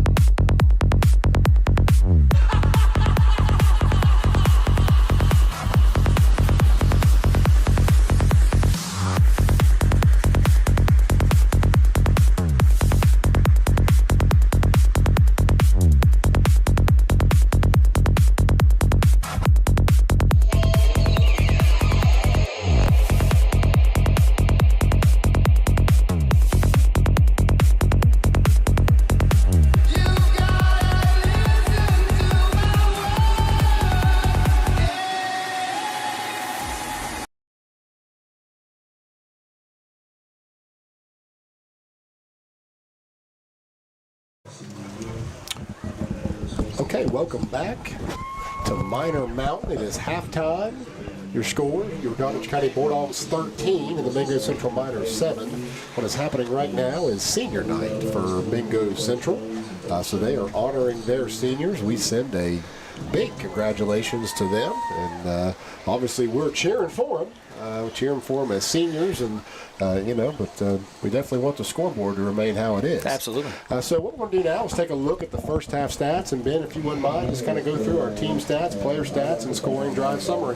Sounds good. It looks like a really strong night for Doddrige, and as Coach Burnside has done over and over, he has spread the love across a few backs. As of right now, rushing yards for Doddrige is around 126 yards rushing. They have 8 yards passing. And looking really strong from 3 backs. Right now we have Lyric Blake leading all rushers. He has 11 carries, 52 yards total. Caleb Hall with 6 carries, 36 yards. Bryson Idell come on the scene strong. 3 carries for 30 yards, but that was capped with a 20-yard touchdown run. The first one to see pay dirt there, so really strong on jumping in there late in the game. Brandon Davis, 1 run with 3 yards. Bryson Dixon scrambled a few times. He's got 5 yards rushing, so 126 yards total. One of the most things that we want to look at is no fumbles. We've not put the ball on the ground. That's true. We've taken care of the pigskin the way we're supposed to, and they don't know who's going to get the football. Each formation, all 3 of these guys, 4 of these guys can touch the ball. Yep. And it's fresh legs every time we see the carry, so very strong there. We did see the passing attempt. Look good. Brandon Davis, I think, brought that in. Brandon Davis caught one of his shoestrings, great catch. So I look to see us probably look more at that in the second half. You'll probably see us start to spread the ball out a little bit more. First half, very good with that. Let's look at the Doddrige County defense real quick. Yeah. Making a huge impact. Not only we look at the Landon Thomas scoop and score for 12 yards, but we've got number 53, Britton. He has absolutely dominated. He's got 2 sacks, 3 or 4 tackles. Yep. And then the James, the young man, I mean, number 66, just absolutely eating it up in the middle. So they have really kept this quarterback in check. Let's flip over to Mingo for a second. Mingo struggling with the ball rushing. Now, we were told coming in, we heard the announcement that they were going to ground and pound. As of right now, they're negative 18 on the rushing yards. However, their last drive, they did open the ball up a little bit, and they had 60 passing yards. Most favored target is number 24, the Marshall commit. He's looked strong. Burke, number 24, with receptions, 4 of them for a total of 39 yards, receptions of 15, 8, 12, and the 4-yard touchdown. So we got to make sure that we keep that in check in the second half. Make sure that guy doesn't get fired up, because he can score and score quick. Let's look at these scoring drives. Although we controlled that first drive that we had on offense, it fell short on about the 15. Right. But then we had the scoop and score with 1:19 left in the first by Landon Thomas. And then we jumped to the second half. We traded punches a few times there. Saw some punts, had some turnovers. Second half, we had Idell come in with the fresh legs with a scamper around the left side for a 20-yard touchdown with 7 minutes and 30 seconds left on the clock. And then Mingo got some things cooking. With the 3 minutes and 21 seconds left, they had the 4-yard touchdown pass to Burke. We've done a very good job of keeping them in check, but what we can't do is get lax. We've got to make sure that we line up correctly. We had a couple miscues in the secondary, not being on the trips the way we should have, which led to some quick hits. They're too good of athletes on the Mingo side to let them run free. So I say that Coach Burnside will make his adjustments correctly. I think we'll see things turn out there. But good football, both teams. We're looking at guys that are right there 8-1, 9-0, and it's a 13-7 game. Yeah. It's really what we thought, what we predicted coming down. It's going to be a battle between these 2 top, double A teams, and generally really no surprises to this point. No, I mean, like we talked about, they're playing for playoff positioning, right? And so both teams have put on a strong performance out here. I'm surprised we haven't seen the ball on the turf more. It's been alluded to, this rain. That's the constant tonight. It's been raining all evening. Now, I do think, and I feel that Coach Bobby will make this change. They found something in that second quarter where they were able to blitz and get in the backfield and disrupt some plays a little bit. Now, we were able to get away with, Idell being fast, but I look for them to increase that because they're getting that pressure. We're going to have to take advantage of that somehow. Yeah, for sure. And coming out of this first half, starting in the third quarter, it's going to be really important that we do get the ball, to take care of the ball. And it'd be a great time for one of those 8-minute, milk the clock, just kind of come, line up, and run right at you and finish it with a touchdown. Yeah, and I think we've got a little bit of an advantage. We've been talking about they're doing their senior night recognition at halftime. So they're trying to make adjustments, and their seniors who are starters are out here with their parents and doing a great. I mean, this is awesome. I applaud them. They're getting the attention they deserve, putting in the time in this program. But as a coach, it would drive me crazy, Ben, to not have my kids in there to adjust. It would, especially in such a dogfight like this, where the minor adjustments are going to make the biggest impact. And some of their key players are out here. Congratulations to them. I've heard a couple of them where they're going to go to college and the career they're chasing. At the end of the day, these coaches are not shaping football players. They're shaping young men for the community. So, I mean, they've both done a great job with that. So, excited to see the second half. Absolutely. A terrific facility here at Mingo Central. The stadium's been great. The people have been so polite and so kind. And we had a chance to talk with some of them, before the broadcast. And we're up here. We're all worried about the fog. Yeah. And the coal miners here knew all about the fog. They said, just give it a minute. The fog will lift. And it did. We talked to a coal miner, and he was just nice as could be. I said, what about this fog? And he said, just give it a minute. And then sure enough, about 60 seconds later, the fog is gone. The rain didn't leave. The rain is still here, and it is a steady rain, and it's in the forecast, for most likely for the rest of the ball game. I do want to take a minute here and give a huge thank you to Hall's Drilling, Triple H Enterprises, TCS Corporation, Nicholson's Auto, Ron Spencer, Sean Glasspool, and Chuck Moneypenny for providing the charter bus for our Bulldogs to travel down to Mingo Central. Your support means the world to our team and community, so thank you to those businesses, thank you to those individuals who allow the Bulldogs to ride down in a comfortable ride, so thank you for that. Also want to give a quick reminder that this is the first live stream for WVRC Doddrige County. We are thrilled to be here at Mingo Central, but this is the first of many. We're not only going to do football games, but we want to support all the athletic events, as many as we can. Not only the athletic, but then other extracurricular events as well. We're going to do the academic awards, you name it, and we're going to be able to do that and provide that. So we thank WVRC for this terrific partnership. And we thank all of the advertisers that have already reached out that want to work with Andrew Miller and WVRC. If you want information about that, just reach out to us, and that actually goes directly through WVRC. Nothing to do with Doddrige County Schools, but we are blessed to be able to do this tonight. One other thing I do want to note, another exciting development in our district. We do have a new Game Changer player portal that we have launched. This platform is designed to support our student athletes and their family with resources, communication, and wellness tools when it comes to the drug and opioid epidemic. So it's one more thing that we have introduced here to try to help our students overcome some of the challenges that are thrown at them. And so we thank Game Changer for their partnership. There's about 6 minutes to go until the second half, and we're going to take a quick 3-minute break. We're going to come back, check some scores from around the state, and then set the scene for the second half.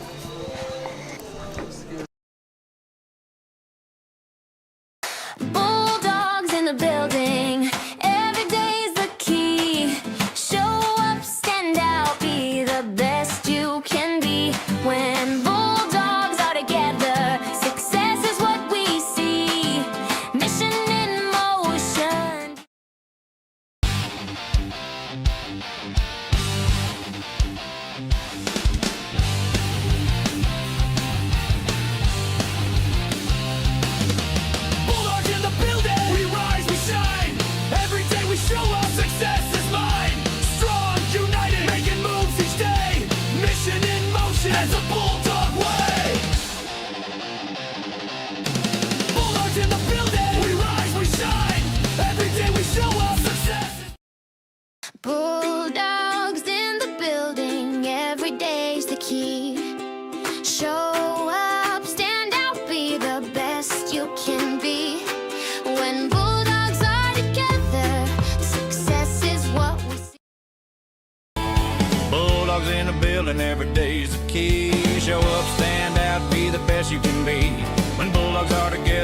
this is what we see. Mission in motion, united, you and me. Both Bulldogs in the building.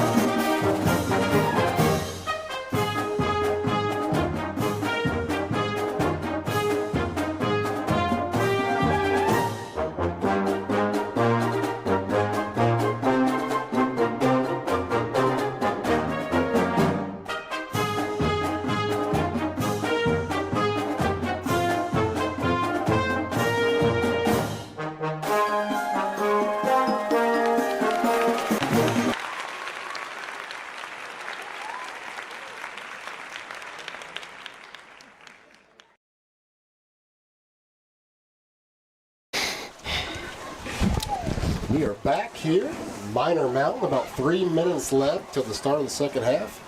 Do want to take a moment here and ask Jeremy to give us some scores from around the state. Before we do that, as we approach Veterans Day, Doddrige County Schools wants to take a moment to say thank you to all of our veterans, those in our community, our nation, our Bulldog families who have served. Your courage, sacrifice, and dedication protect our freedoms and inspire our students every day. Bulldog Nation salutes you and thank you for your service. Jeremy, give us some updates here, some scores around the state. Yeah, we have a final that just went final. Number 3 Independence, 56 over Summers County 6. The game was called due to injuries to, I guess, some Summer County players. Oh my. Philip Barber, number 4, is up 27-0 on number 13 Lincoln. Okay. Roane County, 22, number 6 Roane, and then Tyler Consolidated, Roane County 24, Tyler Consolidated 22.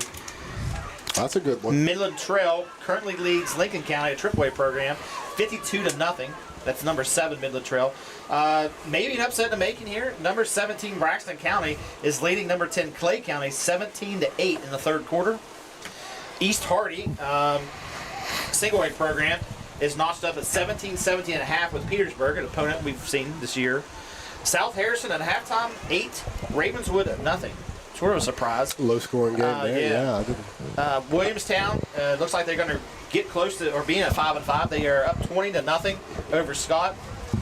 Wayne beat Sissonville 30-13. Let me check a couple of the AAA scores.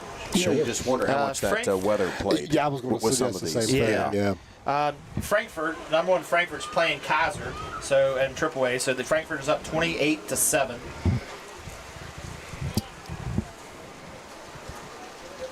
Herbert Hoover, AAA, beat Weir, AA program, 44-14. Who's a Buffalo score? Is Buffalo down there somewhere? Buffalo. Right there. Buffalo. So right now, Buffalo is getting beat by AAA Pikeville, 56-33 in the fourth quarter. Okay. So Buffalo sitting at 16. Just see if there's any local single A programs I mentioned. Number 2 Wahama, 36-0 over Man. Clay Battelle, 30-0 over Magnolia. And St. Mary's 13, Work County 0. Okay. And I think that's it. Thank you, Jeremy. We got about 25 seconds to go, and then there'll be a 3-minute clock set to get the second half ready. Before we talk about and kind of set the scene here for the second half, I do want to give a special thanks to Miss Katrina White. She is working our camera tonight. Mr. Chris Mitchell and Miss Miranda Mitchell, they are working our computer and system tonight, doing a great job. Appreciate all that they've done. We've thrown this together relatively quickly, but just want to say thank you to everybody who's part of this team of WVRC Doddrige County. So the clock now has been set for 3 minutes until the kick here in the second half. Here we are, 13-7. Doddrige County is 2 quarters away from a perfect, undefeated regular season. We talked, as you heard, with Coach Burnside in the pregame interview. I believe this might be the 6th undefeated season, if we can go ahead and finish it off, since Doddrige County was Doddrige County High School. You could go back to, I think, the 1930s when it was West Union High School. I believe they would have had an undefeated season, but the best that Coach could tell and what we talked about is this would be number 6. Number 3 for him, 2018 and 2019, both. They had an undefeated season, and so just a special thing then here that we can just finish off the second half. Be really, really nice for Coach Bulldog and or Coach Burnside and the Bulldogs. Yeah. But you know what? When you've had that many undefeated seasons, maybe you become Coach Bulldog. It's a huge feat to do. It's a monster. It's a mountain to climb. Sure. What a great guy to do it. These guys buy in for him. The sign of a good coach is when the players will run through a wall for him. Absolutely. And these guys will do that because they know that, when he gets on them, it's because he loves them. They know what he expects. And I want to say one quick thing about our fans that are listening. We've got people from everywhere. There has been, if I'm mistaken, there's a person from Germany. That's what we were told. That's what we're seeing. Tuning in from Germany right now. Absolutely. We got some guys from Minnesota watching here. I mean, this is awesome to bring this. Kudos to Doddrige County. Kudos to VRC to bring this to the fans of West Virginia. Yeah, it's an exciting night. It's great to be a part of this night for our first live stream. I mean, no other better place to do it other than West Union. It'd be nice to do this in West Union. We will be doing it next week. A quick update. Just stopped in. Lyric Blake will be transferring into number 21 due to the fact that his number 1 jersey ripped. So if you're watching at home, and hopefully we can remember that as he carries the ball. But 21 is Lyric Blake. Yeah, Coach Paul Burnside just peeked his head in. Appreciate him giving us that update. Lyric Blake now is number 21 for the remainder of this contest. 25 seconds remaining. The Bulldogs look anxious as they are already back onto the field. The kickoff return team is out there and set, and we're getting ready to finish up this Metro News AA Game of the Week. I do want to take a moment and say this, that WVRC Doddrige County, through WVRC, has struck a partnership with Metro News, and so Metro News is also carrying our games here now and moving forward, so we appreciate that partnership and the support of Metro News. Here we go. This is huge. Yes. This is huge. Yes. 24 minutes. Important here to have a good drive to start the second half, and points. Yes. Points are crucial. Well, when you any points make it a 2-possession game. That's right. Absolutely. That's right. Here we go. Mingo Central approaches. The kick is off, and it will be fielded. Actually, no, it's going to be allowed to You don't see that every day. into the end zone. It'll be a touchback here to start the second half. The Bulldogs will scrimmage first down and 10 from their 20-yard line. Let's see now how both teams have come out from halftime. What kind of adjustments were made? I would venture to say you'll see a lot of the same to begin with. Yeah. I'm hoping we made an adjustment to that blitz. We'll see on this first play. So here we go, an I formation. Wing back to the left, the turn, and the pitch is to Blake. Blake at the 20, pumps out to the 25, lowers his shoulder, falls forward. Excellent first down run. Good run. Gain of, I believe it's 8. The window's got a little bit foggy. It'll be second down and 2. Yeah, I did notice the adjustments on that blitz. They had a double team right there to sort of help that player, and I believe it was number 69 with double team in there. Yeah. That'd be. We put a wing out there on the side to help with that double team on the edge, and that was able to set it. Yep, you take that power back and you put them over to wing, and now you've adjusted the defense too, the linebackers, and so now we'll come back with the power set. Power back set to the left. Dixon turns and gives. That is Idell, I believe, and he turns and he gets a Bulldog first down. Good hard run for Bryson Idell. First down, Doddridge County. Ball at the 34-yard line. 33-yard line. How about 33 and a half, Charlie? I'll take 33 and a half. That's a first down. We'll do a first down regardless, right? If it's 33, 32, or 33 and a half. Absolutely. 10:55 now. Here in the third quarter, Doddridge County 13, Mingo Central 7. Power back set. The power back now is split to the right. Dixon turns and he gives to Lyric Blake. Lyric tries to make a move, but Mingo Central's got 4 or 5 guys there. We got a little bit extra here. I don't see a flag though. And so, no harm, no foul. I think the refs are just treating that as a continuation of the play. Lyric Blake gains a couple there. Looks like it's 2nd down and 8. Surely the Mingo Central faithful did not like that. But maybe you can hear it, or maybe you can't. We are on the home side here, and there's some things being said, so we apologize for anything that may be said. Power back set, now the turn, and the give is to Idell. Idell makes a cut. Look at him running hard, strong, protecting the ball, falls forward to the 40-yard line. Oh my. Oh my. Now.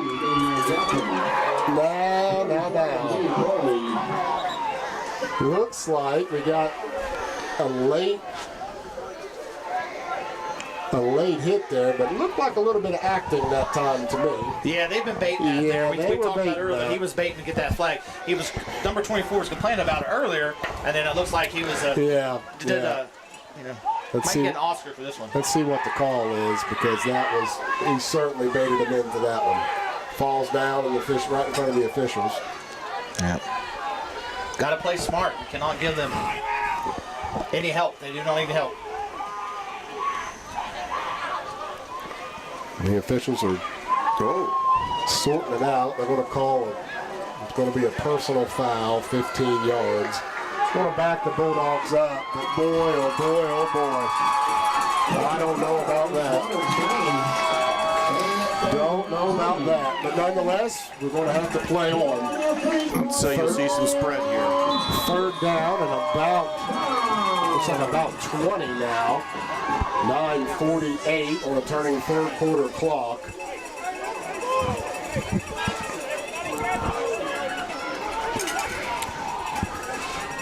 Spread formation.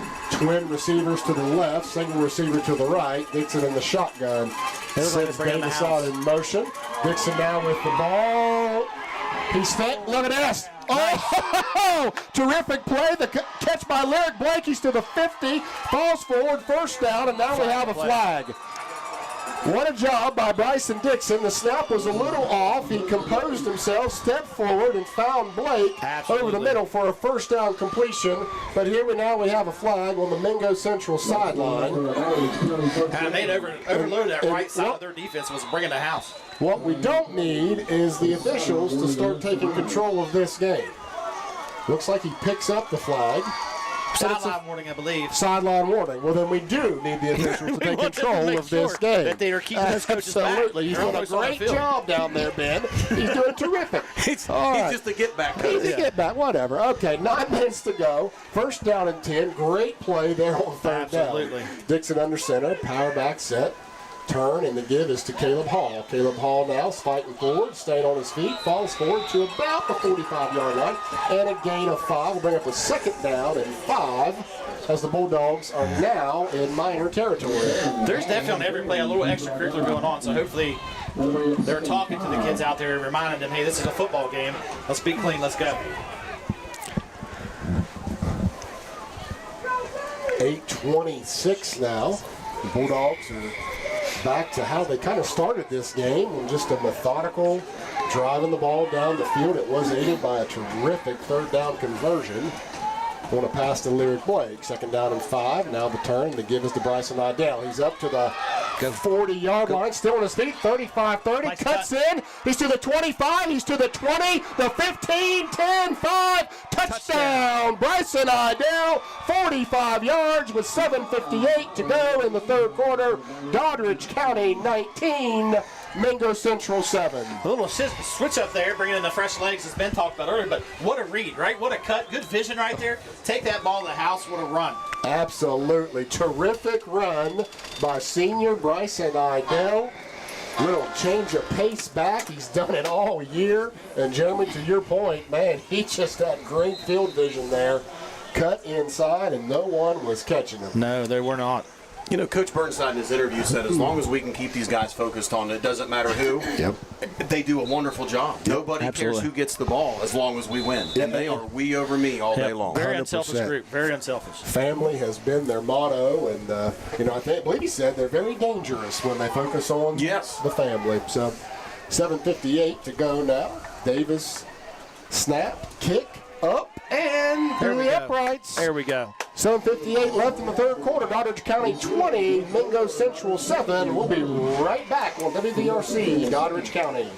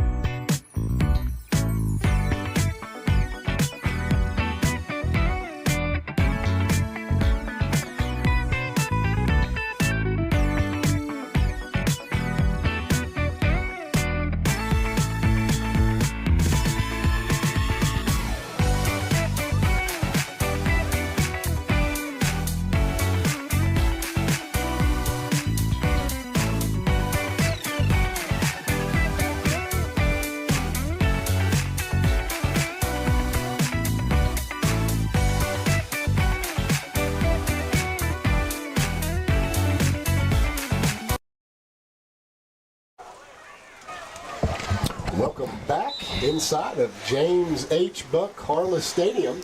Doddrige County on a 45-yard Bryson Idell touchdown run takes a 20-7 lead. The kick now is off, fielded on about the 15 up to the 25. It's going to be brought down at the 30, maybe 31-yard line. And here comes another flag. Here comes another flag. Yeah. That last offensive set, we definitely fought through some adversity there, right? We're very resilient. Calmed our heads down, got a big play, and got a touchdown. We've got to do this on defense now. That is a second personal foul, and I believe that may be on number 50. And if so, that might be his second. So he's going to come out of the ball game. I'll tell you, the officials are they've got their eye here on this late hit, and I think Mingo Central knows that, and they are. Well, once you do it once, they're going to watch you. They know who's chirping. They see who's making the extracurriculars. And once you do it once, they're on you. Yeah, now that one there may have been a little late. The other one, you know, the Emmy goes to number 24. I agree. But nonetheless. But you got to play within the rules. So let's play within the rules. Let's get this ball back. So here we go. Mingo Central now will scrimmage. First down and 10. Ball on the 47-yard line. Snap back to Knuckles. He's going to do a quick. Oh! Lyric Blake read it perfectly. Jumped the route. Just couldn't bring it down. But there's that out pattern again. I think he saw 6. I think he saw 6 and just forgot to take the ball with him. But hey, that's still second down 10. That's good. Good defense. Well, right there you see an adjustment that Coach Barry Burnside has made. That out pattern, they completed that 2 or 3 times in the first half. Lyric was right there and ready to defend at that time. Second down and 10, ball on the 47. And we're going to have some movement. It'll be offsides. 53. It's going to bring up now second down and 5 for Mingo Central. Yeah, Britton was just a little eager there to get back here and get another sack, right? Yeah. So got him lined up outside the tackle there. What looks like it's de facto DN a little bit, but in this set that it got. That's 23 yards. We just give it. Can't do that. Yeah, no. You're right. That's the miscues we talked about earlier in the game that you just can't do. If you want to make deep drives in the playoffs, you can't give teams free yardage. Oh, absolutely. So now Mingo Central will scrimmage from Bulldog territory, second down and 5. Give this to Coleman. Coleman runs through, still on his feet, falls forward. And it looks like he has gained enough for the first down. He is down at the 44. 3-yard line of Doddrige County. First down and 10, Mingo Central. I think these penalties here are giving this team some life. So same thing that happened in the first half. You know, the defense was really pushing them back and taking control. We got some penalties. They got momentum. Looks like the same thing is happening here early in the third quarter. Here we go. Knuckles going to take a shot deep to Joplin, and it is overthrown. Very good coverage. I think that's Blake. 21. Is that Lyric? Yeah. I think it was Lyric Blake on that coverage. Looks like a little out and up, maybe? Yeah, so for the first time tonight, Mingo Central has took a shot down the field, a deep shot, and the Bulldogs stood ready for that. That'll bring up now second down and 10. Once again, the ball's on the 42-yard line. You can already see we've made the right adjustment defensively. We've got a guy over top playing in that slot position. Yep. We've got 4 guys to the hi-hat, so great adjustment at halftime. Knuckles now with the snap. He turns, he gives to Coleman. And Coleman's going to be whistled down. Let's just stop. There we go. There we go. Whistled down after a gain of about 5. Should be now third down and 5 from the 37-yard line. Looks like we got James back in the game there, number 50. Good to see Samuel back in. This Senior captain. Let's have a cool head here. 6:48 on a third quarter clock. Mingo's not in a hurry, are they? Trip set to the right. Coleman flank to Knuckles' right. Knuckles bobbles the ball, and there we are. To bring him down, it'll be fourth down. I believe that's no gain there. The quarterback, Knuckles, took the ball, didn't catch it cleanly. No. Tried to get what he could, and the Bulldogs were there. A whole pack of Bulldogs were there. Yeah, I think it altered the play a little bit. Oh, yeah. I'd be watching number 24 right here. If I'm going to try to get a fourth down completion, I'm going to my playmaker. Yep. My D1 commit, I want to see the ball in his hands. Yeah. I can't tell on that side who they've got 24 matched up on. He's been shifting a lot. I'm not sure exactly on who We got a manned up on defense. linebacker. We got a linebacker on him with safety over top because he's the inside receiver. Caleb Hall is over top. I see that now. of Yep. him. Okay. So here we go. Fourth down now. Knuckles is looking. He fires, and pass is broken up. Yes, sir. Turnover on downs. Doddrige County will take over with 5:51 left in the third quarter, up 20-7. A great defensive stop there for the Bulldogs. This drive is huge, right? If we can get down the field and put one in, take the rest of this time off the clock going into the fourth quarter, would be very huge. But we've got to get control of our emotions and not give them any penalty yards here. So the Bulldogs now will scrimmage for their second offensive drive of the second half on their own 37. First down and 10. Dixon under center. Power back set. The turn and the pitch is to Bryson Idell. He cuts up in, falls forward, and good job there by Mingo Central. Good pursuit, brings him down for maybe a loss of a half a yard. Bring up second down and 11. That's another good play by Mingo Central's defense there, stringing it out, right? We talked about that in the first half. Made a good shoestring tackle. It's a good thing they did because I think he stepped that out and he might have been gone again. Rain continues to come down. We do want to give a shout out to our Doddrige County band. They made the trip tonight, but were unable to perform with senior night. But they are here, and we thank them for coming. Power eye set now to the right. The turn to give us to Caleb Hall. Caleb's up to the 40. Now he's to the 50, still on his feet, and he's pushed out of bounds after a first down run. Good run there by senior Caleb Hall. Another hard run off tackle by that young man. So the ball now is spotted. Looks like the 49-yard line. I'd like to see a little play action to Landon Thomas if I could rub that magic 8 ball. Oh, here we go. Yeah, well, you've been calling for it. Right now, you're 2 for 2. You've been calling for it. So now the one, I think it was the halfback pass. It was the sweep. Yeah, that's right. Yeah. So here we go. Let's see. I formation. Dixon under center. The turn. The give is to Lyric Blake. Lyric with a blast play. Oh, nice. Boy. He puts it on the ground. I think he was down. No? And that's going to be the first Bulldog turnover of the game. And Mingo Central now has a life about him here on the sideline.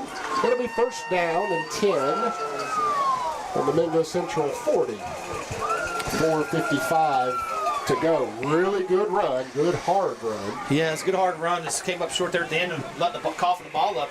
Maybe look for it. Ben, maybe you agree or disagree, but look for them to take a shot. They've been trying to get that last offensive series. They try to throw the ball down the field. Be a good time to do it, right?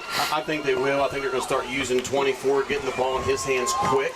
But we got to make sure there's over top help because he's an athlete. So here we go. Knuckles now in the shotgun set sends Coleman in motion. He's looking now. To Screen with 24. Screen with 24. Oh, covered well. That, I think, First show me that contact number. Thomas. Landon Thomas. First Yeah, contact Landon Thomas was there. right there and ready. believe That was it's, a middle screen set up for the D1 commit to Marshall, number 24, Burke. But Mr. Landon Thomas was right there, Johnny on the spot. That high pass helped us out a little bit there, too, but I think Landon would have been there regardless, and Jacob helped clean it up on the back end, I believe. So we got to wrap. We have to wrap. Yeah, we talked about that earlier. Yeah. So 4:20 now in the third quarter. Second down and 10. Knuckles back to pass, looking left. Throws it up. We do have a flag. It's got to be in the area of holding, I would think. Yeah. Flushed Knuckles out to the right.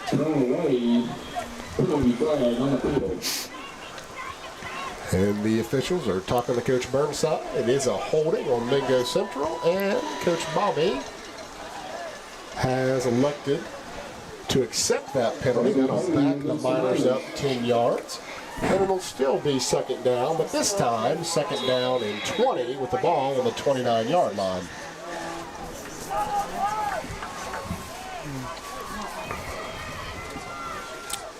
Good pursuit that time to force Knuckles out.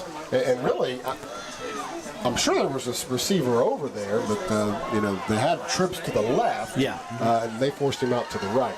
Here we go. Motion. Knuckles is looking. He's going to toss it up to Blake. Blake comes back for it and catches it, and he's off to the races. He's to the 30, the 25. Makes a move, the 10, and he's brought down by Caleb Hall at the 5-yard line. Touchdown save. So a big play there from Mingo Central. It looked like he just kind of threw it up. He underthrew it, and the receiver made a good adjustment.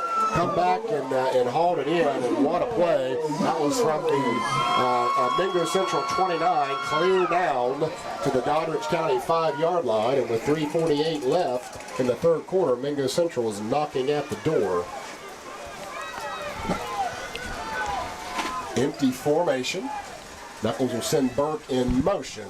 He's going to look to keep, runs forward, and nothing going there. 66, Caleb James in on the tackle. 50, Samuel James. And a couple other Bulldogs there to corral the quarterback keep there.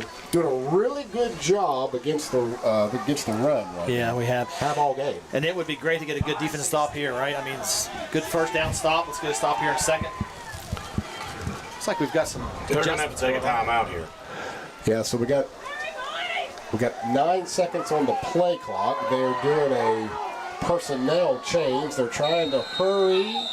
And they're going to take their first timeout of 2:54 That's the right call to there. go in the third quarter, and we too will step away. Doddrige County 20, Mingo Central 7.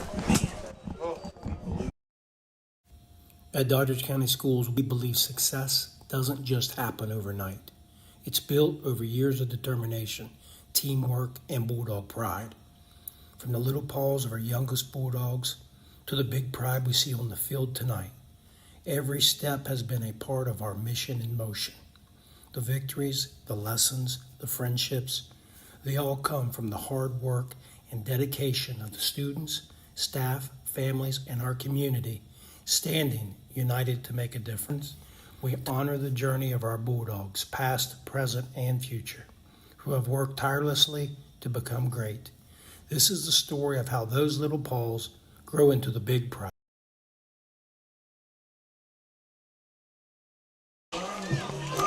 Okay, we are back here on Minor Mountain. Mingo Central had called their first timeout of the second half to kind of regroup there and get their right personnel. For the first time tonight, the quarterback is under center. He takes a snap. He's going to play action pass. He's looking, lobs it up, and it is caught, I believe. That is a touchdown catch by, I think that's 24 Burke once again. That's his second touchdown reception of the evening. And with 2:46 to go in the third quarter, Doddrige County 20, Mingo Central 13. So they're not going to go away easy. No, they're going to put up a fight. Definitely. So the kicker will come out to attempt here what's a very important extra point.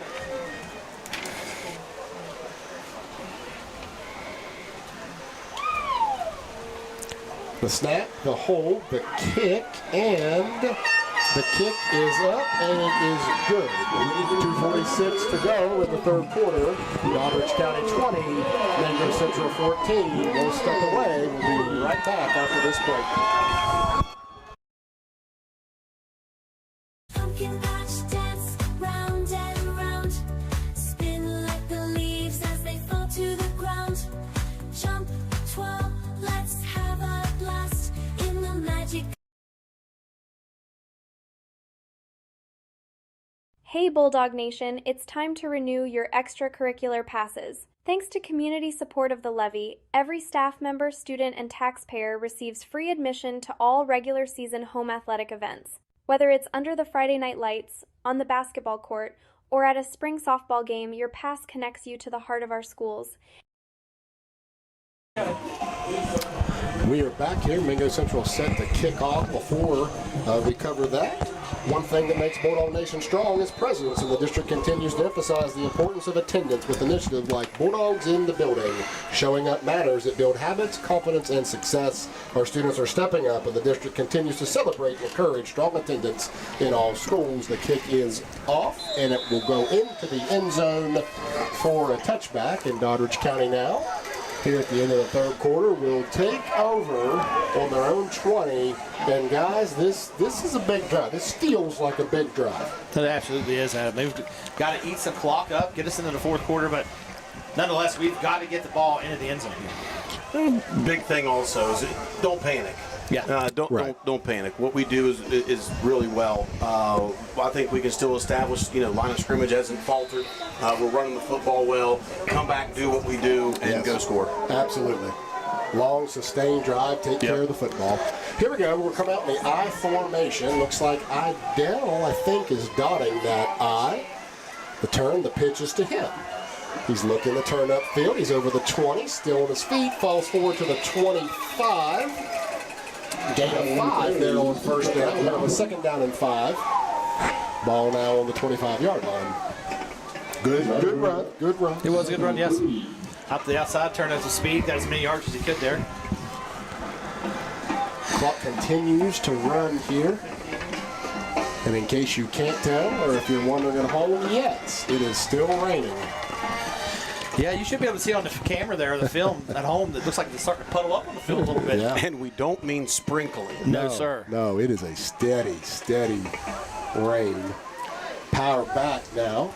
Dixon under center. The turn and the give is to Caleb Hall. Caleb Hall bounces outside, just runs right through a few people and falls forward for yet another Bulldog first down. Yeah, they had some of their defense get penetration in the backfield. We had a very good block by one of those blocking backs to spring him Hall enough to get the first down. Or I believe it's enough for the first. Yes, okay. Under 2 minutes to go here in the third quarter. First down and 10. Ball is spotted on the 32-yard line. Power I formation. Power back to the left. Josh DeHaven split out to the left. Turning the give, I believe, it's to Brandon Davis with a good run forward. Good first down run. Gain of 5 yards for the junior fullback. Bring up second down. Second down and 5. Actually, I think it's actually a 6-yard run there. Second down and 4. Yeah. What's that? I can't be cheating. Can't be cheating Brandon, can we? No, you work too hard. Okay. Here we go. The Bulldogs approach the line. Dixon under center. Turn and give is to Caleb Hall. Caleb Hall's fighting forward, still on his feet. He won't go down. Oh my goodness. What a run by Caleb Hall. He just does not stop. His legs just keep churning. Absolutely. And because of that, he fights through 2 or 3 people, and it's a Bulldog first down. That was an authority Wow. or set a tone run right there, right? You will not bring me down with an arm tackle. I will run through that and get as many yards as I can, right? Absolutely. Some stubbornness there to refuse to go down. Good hard run. The Bulldogs are in no hurry here. It's 33 seconds remaining. What I would anticipate to be the last play of the third quarter. I formation now. Dixon under center. Takes a snap. They give us a fullback dive to Brandon Davis. Davis tries to bump out, just gets tripped up, but a good gain of 3.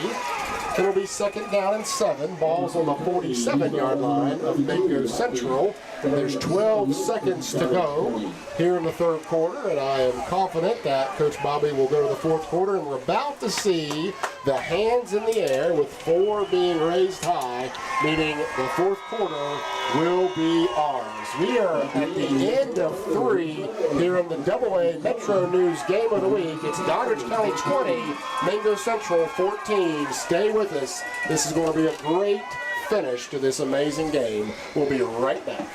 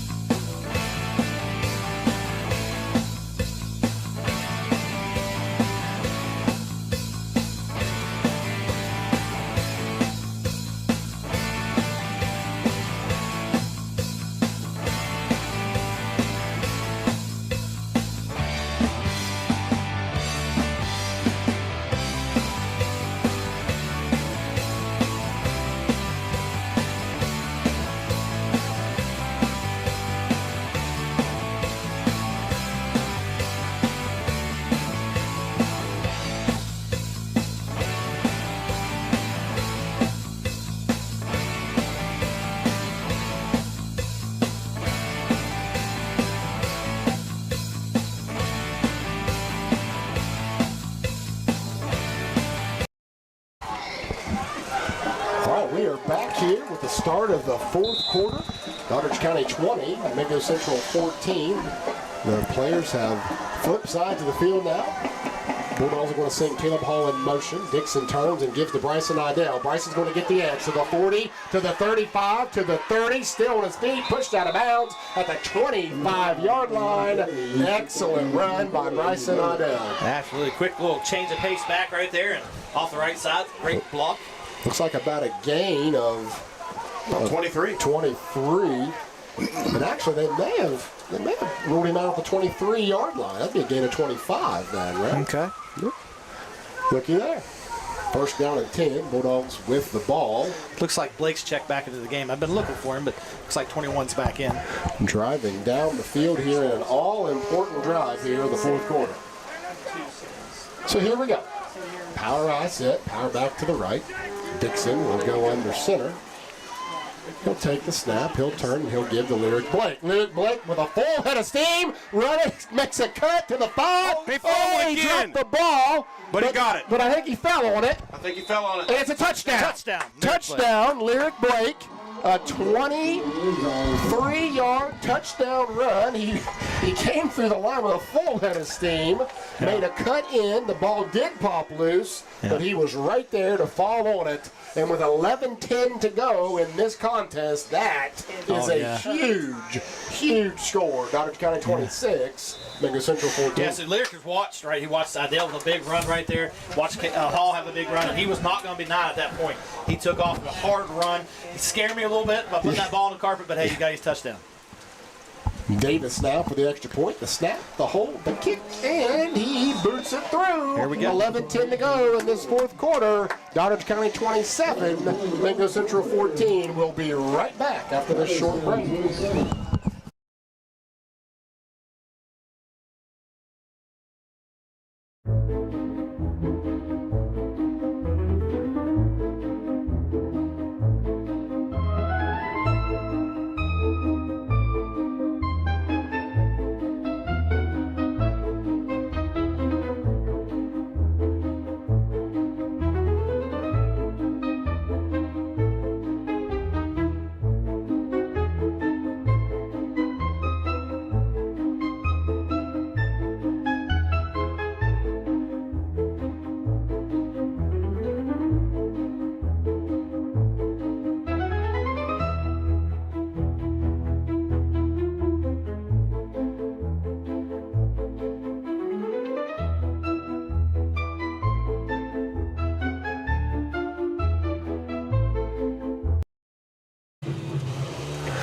We are back. 11:10 remaining in this all-important game number 11, week 11 contest, game number 10 in week 11. Doddrige County up 27-14. And it looks like Samuel James will tee up the ball to kick it off. Watch that high kick. And Samuel skies it up into the air. It will be fielded at the 20-yard line to the 25. Kind of sidestepping to the 30, 35. Just he's going to go out of bounds on his own. Good job there by the Bulldog defenders not to finish that play and just let him give himself up out of bounds. Looks like at about the 40-yard line. It's a pretty good field position here for Mingo Central to start this critical drive for our defense and clearly for Mingo Central's chances in this game. Yeah. Let's hope we have a better game plan on this drive than they have for their offensive set, right? Yep. Get some pressure and cover well.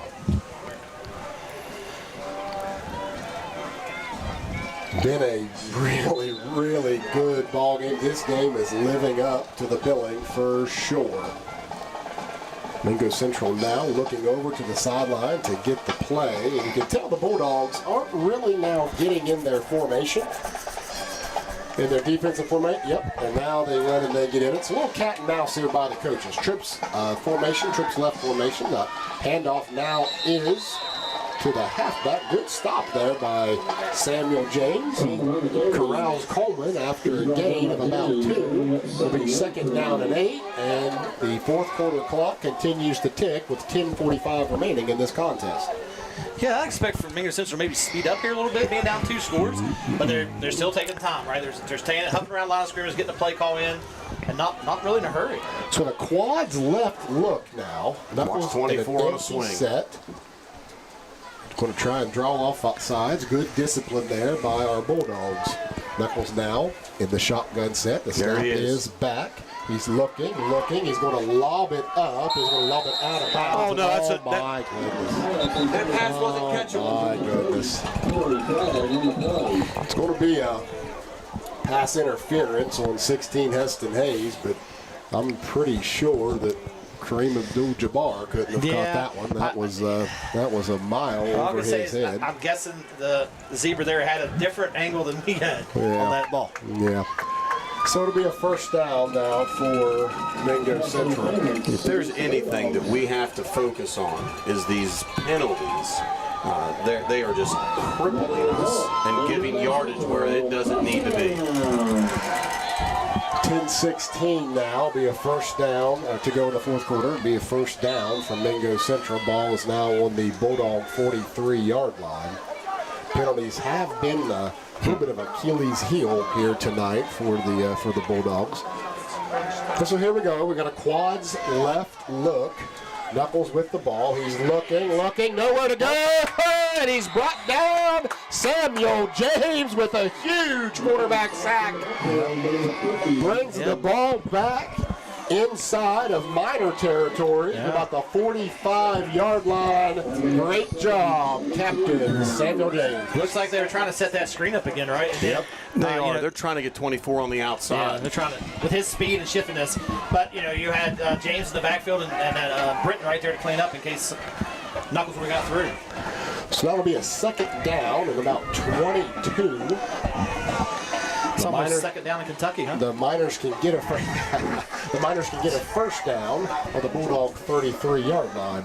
Want to stay with this quads formation. Looks like the Miner coach would like to talk about it. He's going to take his second time out here in the second half. And while they take a break, we will too. We'll be right back here to James H. Harless Stadium, 27-14 in favor of Doddrige County.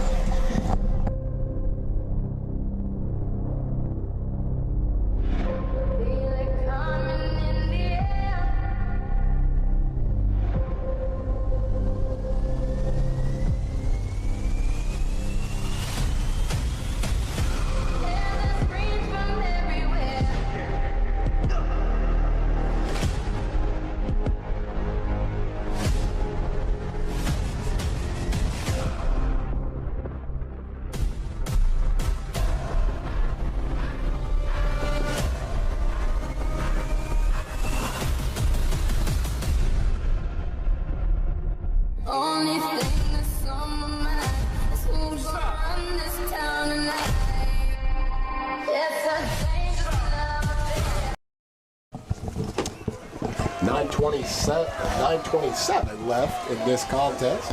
Mingo Central now. Snap is back. They're going to take a shot down the field. Ball is underthrown again, and there's going to be no penalty. Good coverage there by Heston Hayes. And that'll bring up third down. If I'm going to call pass interference, I'm going to call it on that one, not the prior one. So it bounced out. I tell you, the receiver was lobbying, right? Yeah. He was lobbying. He might have a future there. He had an argument there. It definitely did, and the Mingo Central coach surely doesn't like it, as he is in the ear of that official. Third down at 22, 9:20 left. Here in the fourth quarter, ball is on the Mingo Central 45-yard line. This would be a big place for a turnover. Oh, absolutely. For the Bulldog defense. Here we go. Knuckles out of the shotgun. He's going to look. He's going to roll a little bit to the right. Oh, Samuel's got him. Oh, and Jacob finishes off. There he goes. Quarterback sack. Oh, Samuel James and Jacob Britton have had just a heyday in the backfield tonight, and they just join in for that sack. Brings up a fourth down, and we'll go back to what Jeremy said. Fourth down in Kentucky. 32. I want to say it's 42. Is it fourth down and 4? What is it? I would not bank on them kicking this football. The scoreboard's still showing 22. But here we go. Mingo Central was back to in a punt formation, but we have a stoppage on the play. Clock reset. Looks like that's good. Fourth and about 32. Yeah, had a high snap right there, so maybe we can get another high snap and get this ball back. So Mingo Central now back to punt. The snap is back. The punt is away, and Kyle Satterfield's just going to let it fall. Ooh. It's going to take a Mingo Central roll to the 21-yard line. Not surprised there. I would imagine with the rain pouring down, they probably said, let's just not take a chance, right? I mean, it's hard to catch a punt, let alone when the rain is pouring down. You know, also I think right there, we wanted our defense up in case they ran some kind of play action, some kind of trick play. Yeah. They are down, and only 8 minutes left. So let's keep our defense up. Yeah. Let's make sure we're covering everything we can. Absolutely. Yeah, that's why I was surprised off their offensive set. They wasn't really going with a sense of urgency there. Being down 2 scores. So they're going to bring the house here to try to stop us and get the ball back. So. All right, 8:19 left in this game. First down and 10. The ball's at the 22-yard line. Let's go, boys. Let's put together a game-ending drive here. Dixon under center. Power back set. Ball off the snap, but I believe he does fall on it. He looked, the turn was giving, and there's a player down. Quarterback center exchange. We do have an injured Bulldog player here. And while we have this injury, we'll take a quick break and we'll be right back.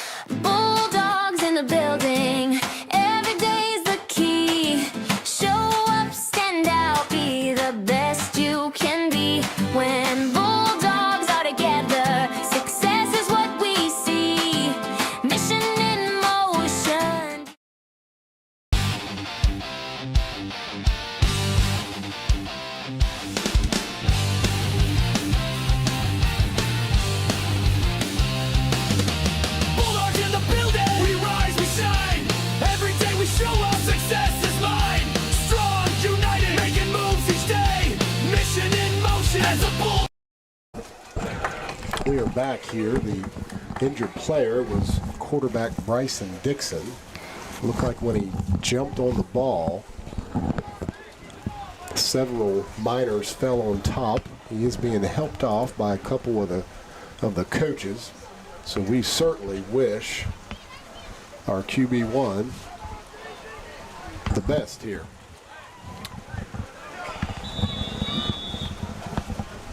.808 now on a turning fourth quarter clock. And senior Caleb Hall now will take over the quarterback duties. Caleb's certainly a capable quarterback. He's played quarterback for several seasons, and you know he's a dual threat guy. And so here we go. Caleb now leading the charge. Hall under center, the turn. He's going to do a QB keeper, and they're going to come and chase him down from behind. He's going to be brought down at about the 20-yard line, and it'll be third down at about 12 or 13. The most important thing, though, right now, in terms of the game, is that play clock, or that game clock. It is at 7:20, and it is ticking here in the fourth quarter. We have a 2-score lead. No doubt we will use all 20 seconds of this play clock. Third down and 10. Hall now under center.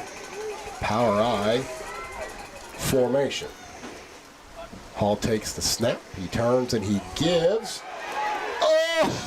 First down run. Lyric Blake. Oh, what a run on third down and 12. Lyric comes busting through the line. Great job by the offensive line. We got to talk about them more. They continue to make big holes for these talented running backs. Great job by the line up front. And that, guys, is a big first down. Absolutely.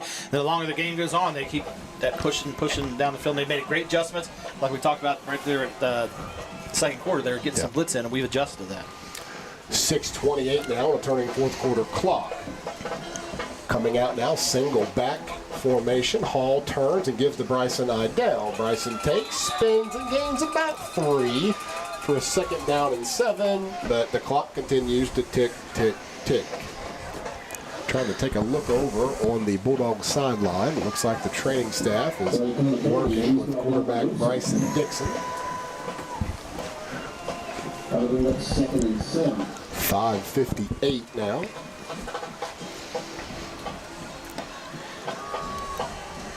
And Hall brings the Bulldogs to the line. Single back formation. Bryson Idell.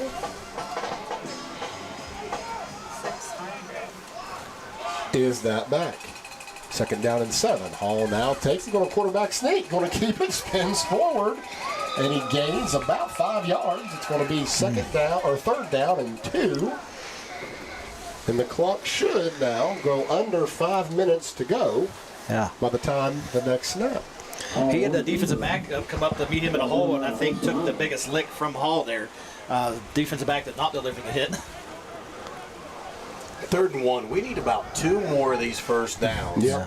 And this game's out of reach. That's right. You get down to that 2-minute mark, we're in good shape. For sure. Clock is our friend and their foe at this point. High backfield. Hall now under center.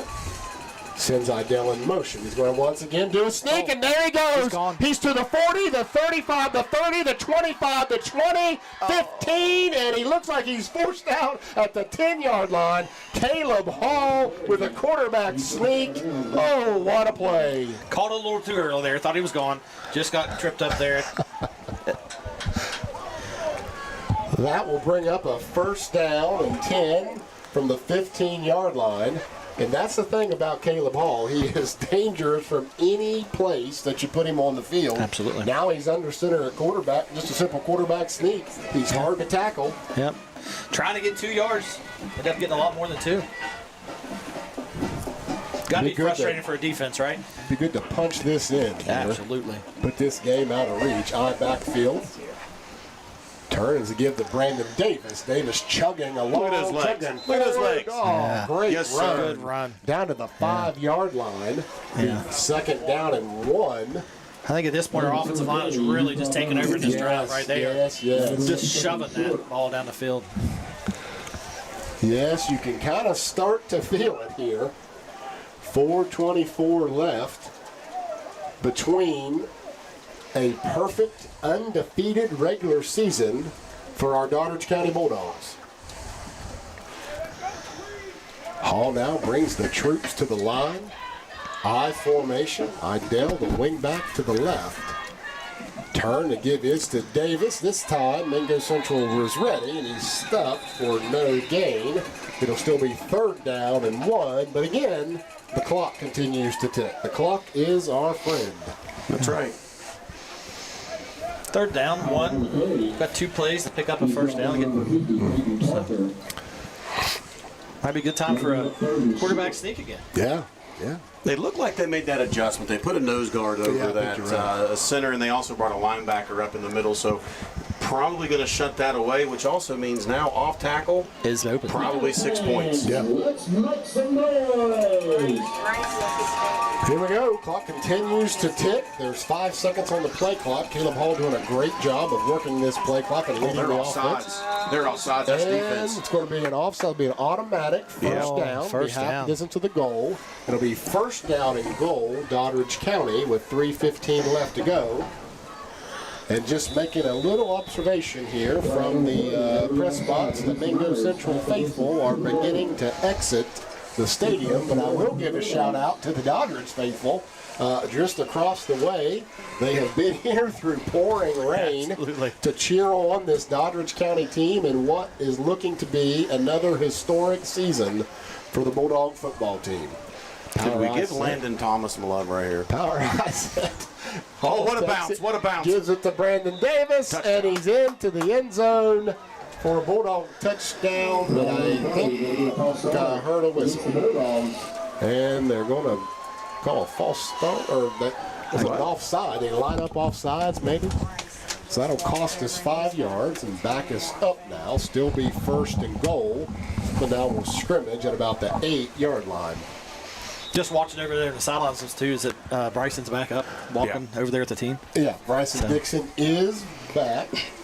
Or not, yeah, he's back up, walking around. It's good to see that. We certainly wish him well. Caleb Hall now with the play. Brings it in. The clock continues to run, so that penalty wasn't all that bad. Hall now under center. Power eye set to the left. He now turns. He's going to give a QB keeper. 5, touchdown, Caleb Hall. That's going to be the nail in the coffin with 2:11 to go in this ball game. The Bulldogs have taken a 33-14 lead. Or did they? What are they saying now?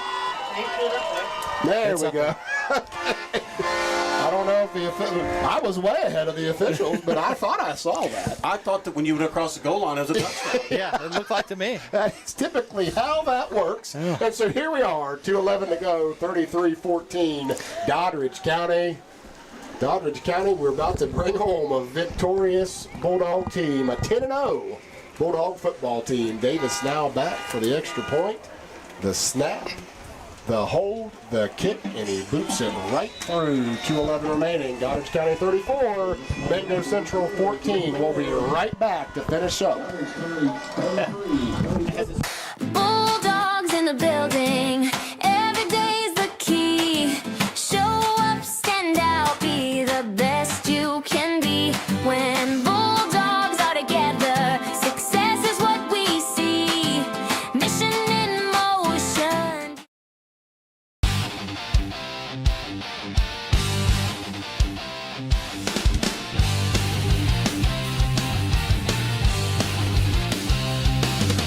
Bulldogs in the building. We rise, we shine. Every day we show up. Success is mine. Strong, united, making moves each day.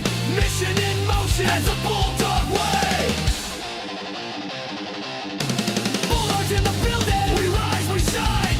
Every day we show up. Success is Bulldogs in the building, every day's the key.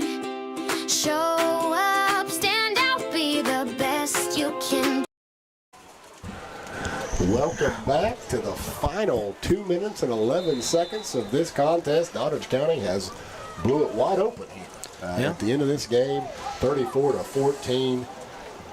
Time to finish this off and celebrate a undefeated regular season and await our playoff matchup. Davis now set to kick. He kicks off. The ball was through to the 30-yard line. To the 40, to the 45, spins forward. That is Joplin, and he's taken down at the 47. Oh, he just threw a punch. 47-yard line, and now we got some extracurriculars, and it looked like we got some punches being thrown. Some frustration now on behalf of the Mingo Central Miners. That might cost that young man the rest of this game and potentially the next. Yeah. These guys got to realize this isn't the end of their season. That's right. No, this is really the beginning. Yep. He is. Looks like he's being escorted to the locker room. Coach, can I ask you a question here while we're sitting with some time? You talk about Doddrige County coming here with an undefeated season. Yeah. How many times have you been to Mingo Central? Well, this actually is my second time that I've been here. So I hesitate to say this, but I did spend 1 year as the assistant principal at Williamstown. Yep. And Williamstown came here in the playoff game, and Williamstown won. Right? And so this is my second trip down. Now, we don't speak about Williamstown any longer because I'm green and gold. That's okay. That's right. So I feel like you're setting me up here. Oh, no. What I'm trying to identify is not only is Doddrige County with an undefeated season, but you are undefeated at Mingo. Oh, well, I have absolutely nothing to do with this. I just talk. That is it. This is all boys and coaches, but I'm having a good time being here with you guys. I will tell you that. Not sure who. So number 2, Joplin has been ejected from the game. Looks like maybe Coach Bobby called a timeout there. Bobby has called a timeout, cool things down. Yeah. And with this timeout, we too will take a quick break, and we'll be right back.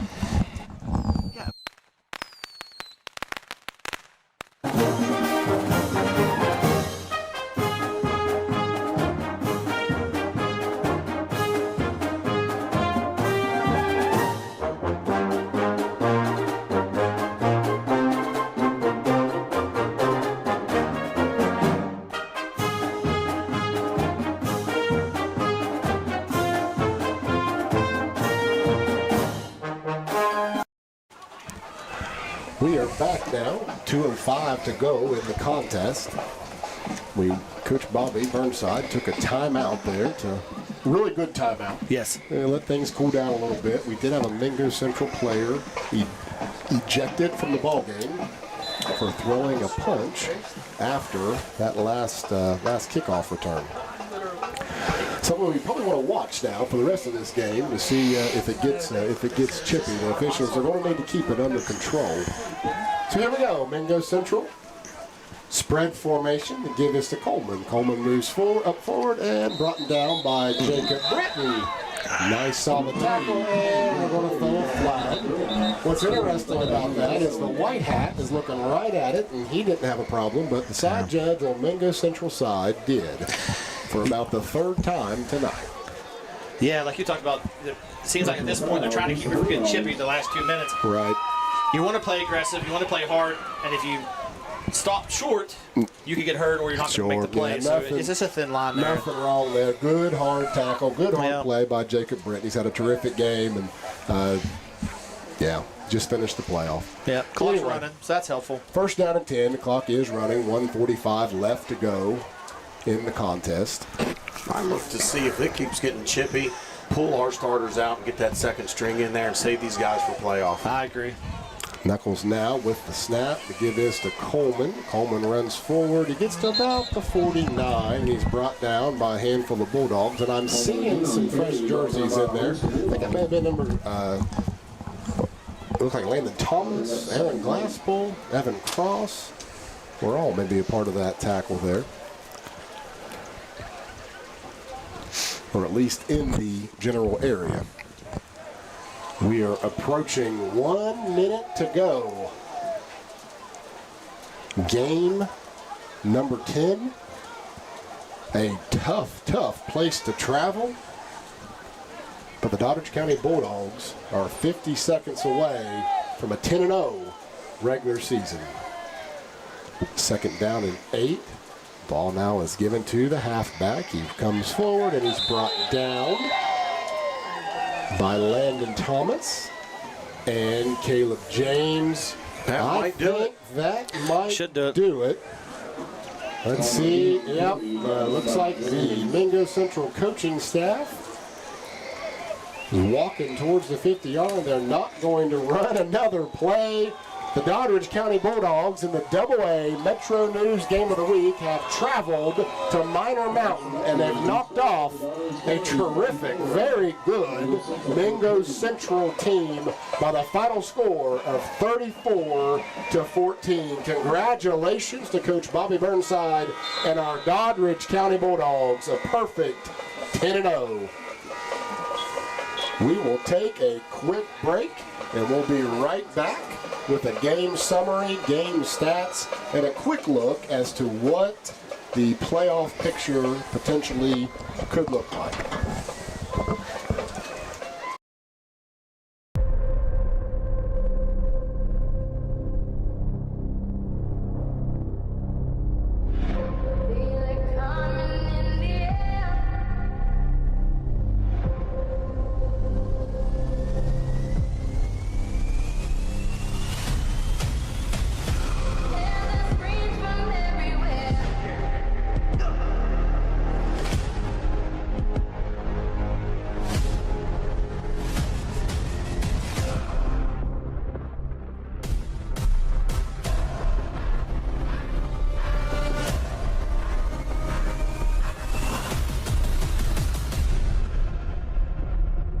Only thing that's on my mind is who's gonna run this town tonight.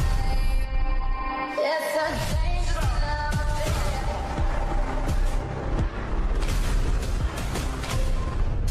Who's gonna run this town tonight? Yeah, I say that we are. This is Rock Nation. Pledge your allegiance.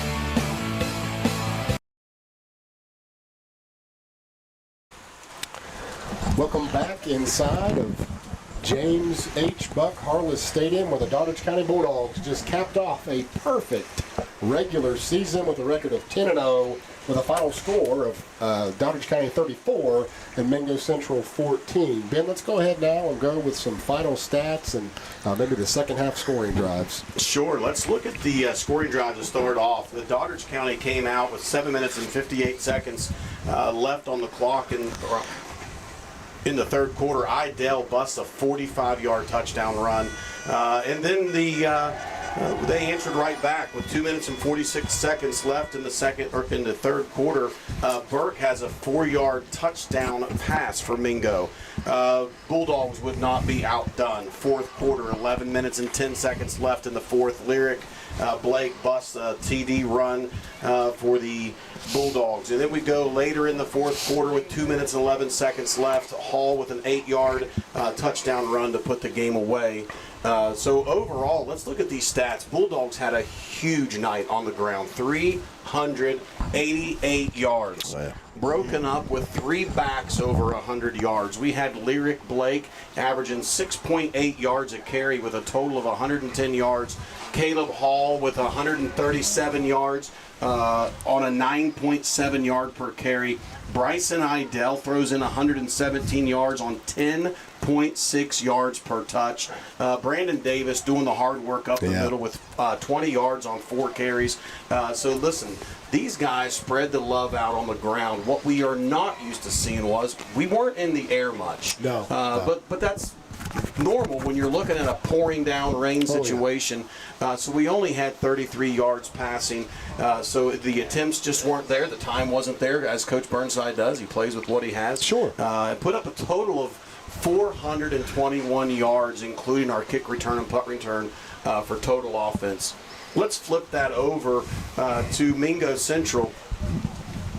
Negative 12 yards on the ground. Oh, yes. The Bulldogs up front absolutely took care of business. Now, I will say a couple of those came from some bad snaps, and the quarterback had to come down and had negative 12 and negative 11 yards on those.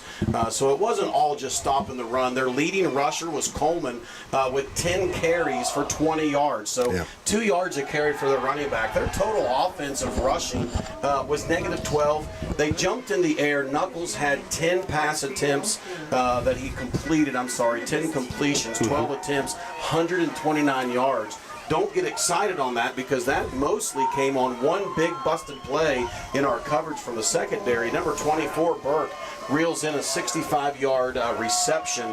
Burke finished with 7 catches, 108 yards total on the reception. Coleman had a 1 pass reception for 8 yards. Joplin, number 3 Joplin, had 4 yards on 1 reception, and K. Joplin had 8 receiving yards on 1. So excellent night on both sides of the football trying to get this thing going, but man, Doddrige kind of just pulled away on the ground with that 4-headed attack that we've talked so much about. The other thing that we look at is controlling the football. Both teams had a fumble, but that victory goes to Doddrige County because the fumble that they received, that they picked up, was a scoop and score. That's right. So defensive touchdown. Defensive touchdown. So we'll take that all day long. All in all, in this weather, excellent job by the Bulldogs. Yes, absolutely. Yes, 100%.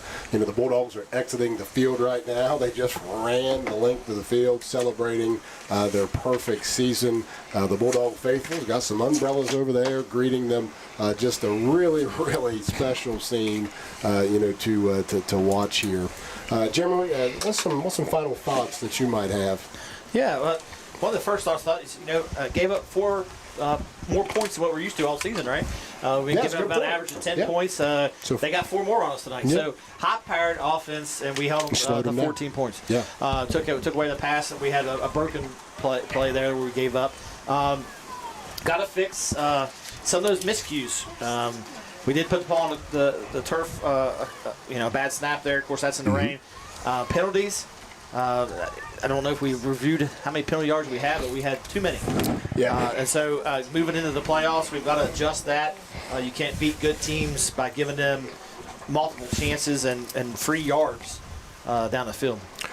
Absolutely. We're going to take one more quick commercial break. We'll be right back with our Player of the Game award, and we'll also kind of shift the scene here to the playoff setting and what it looks like right now, where our Bulldogs will be next week and who we'll be facing. We'll be right back.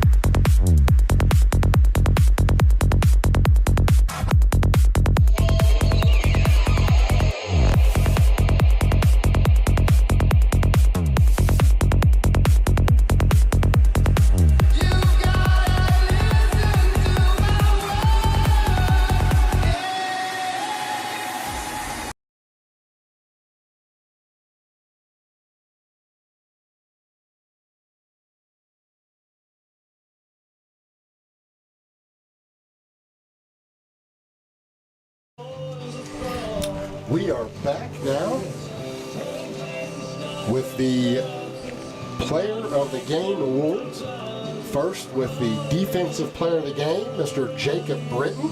Jacob finished with 2.5 sacks and at least 4 tackles for a loss. He was constantly in the minor backfield. Yeah, creating disruption all night long. All night long.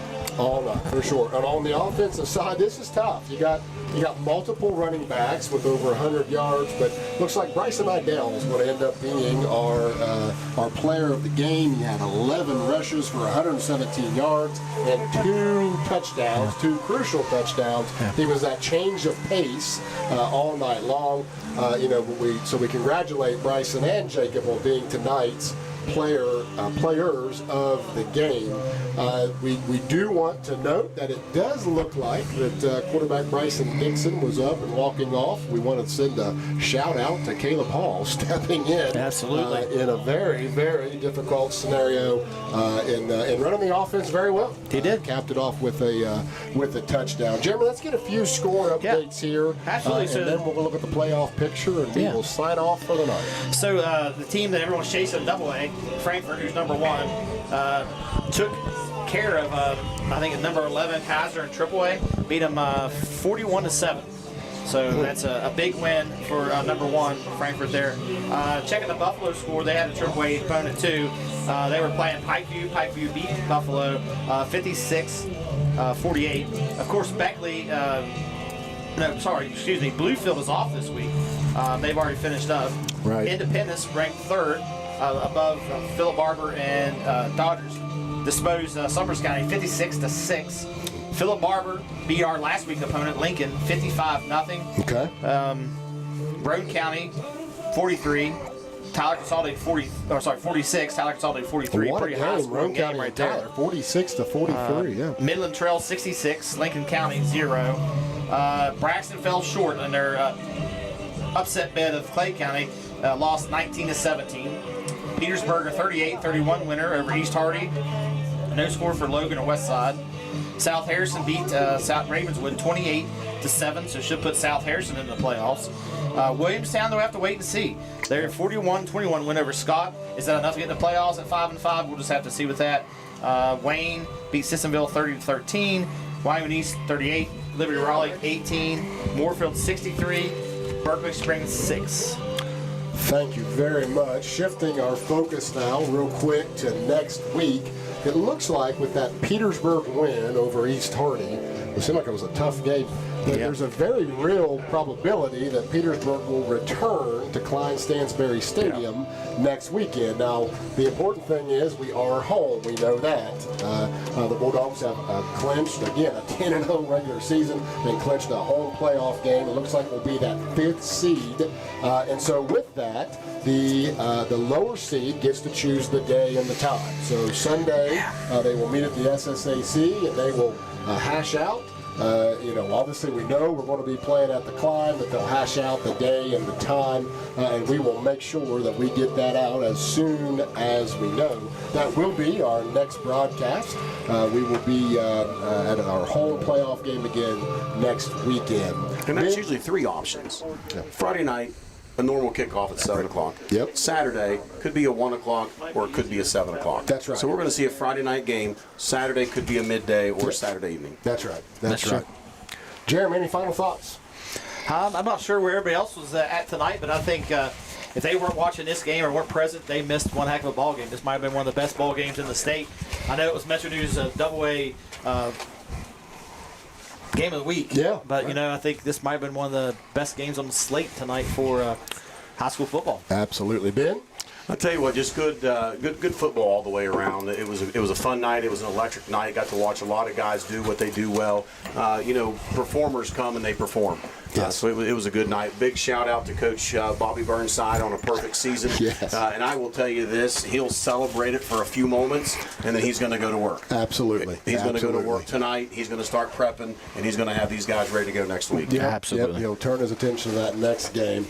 Once again, it has been a pleasure to bring you Bulldog football tonight on WVRC Doddrige. If you've not done so yet, we'd encourage you to like and share our Facebook page and also subscribe subscribe on YouTube. And next week, again, we ought to be operating on Facebook Live and on the YouTube channel. Once again, a quick shout out, Katrina White and Chris Mitchell, Miranda Mitchell, thank you all. We got a good team here at WVRC Doddrige, and we're looking forward to bringing you the rest of the Bulldog action, but also live events as the school year goes on. Once again, the Doddrige County Bulldogs finished their regular season perfect with a 34-14 victory over the Mingo Central Miners. I'm Adam Cheeseman alongside Jeremy Wogelman and Ben Hall. We wish you a good night and safe travels to everyone heading back to Bulldog Country. It's a great night to be a Bulldog.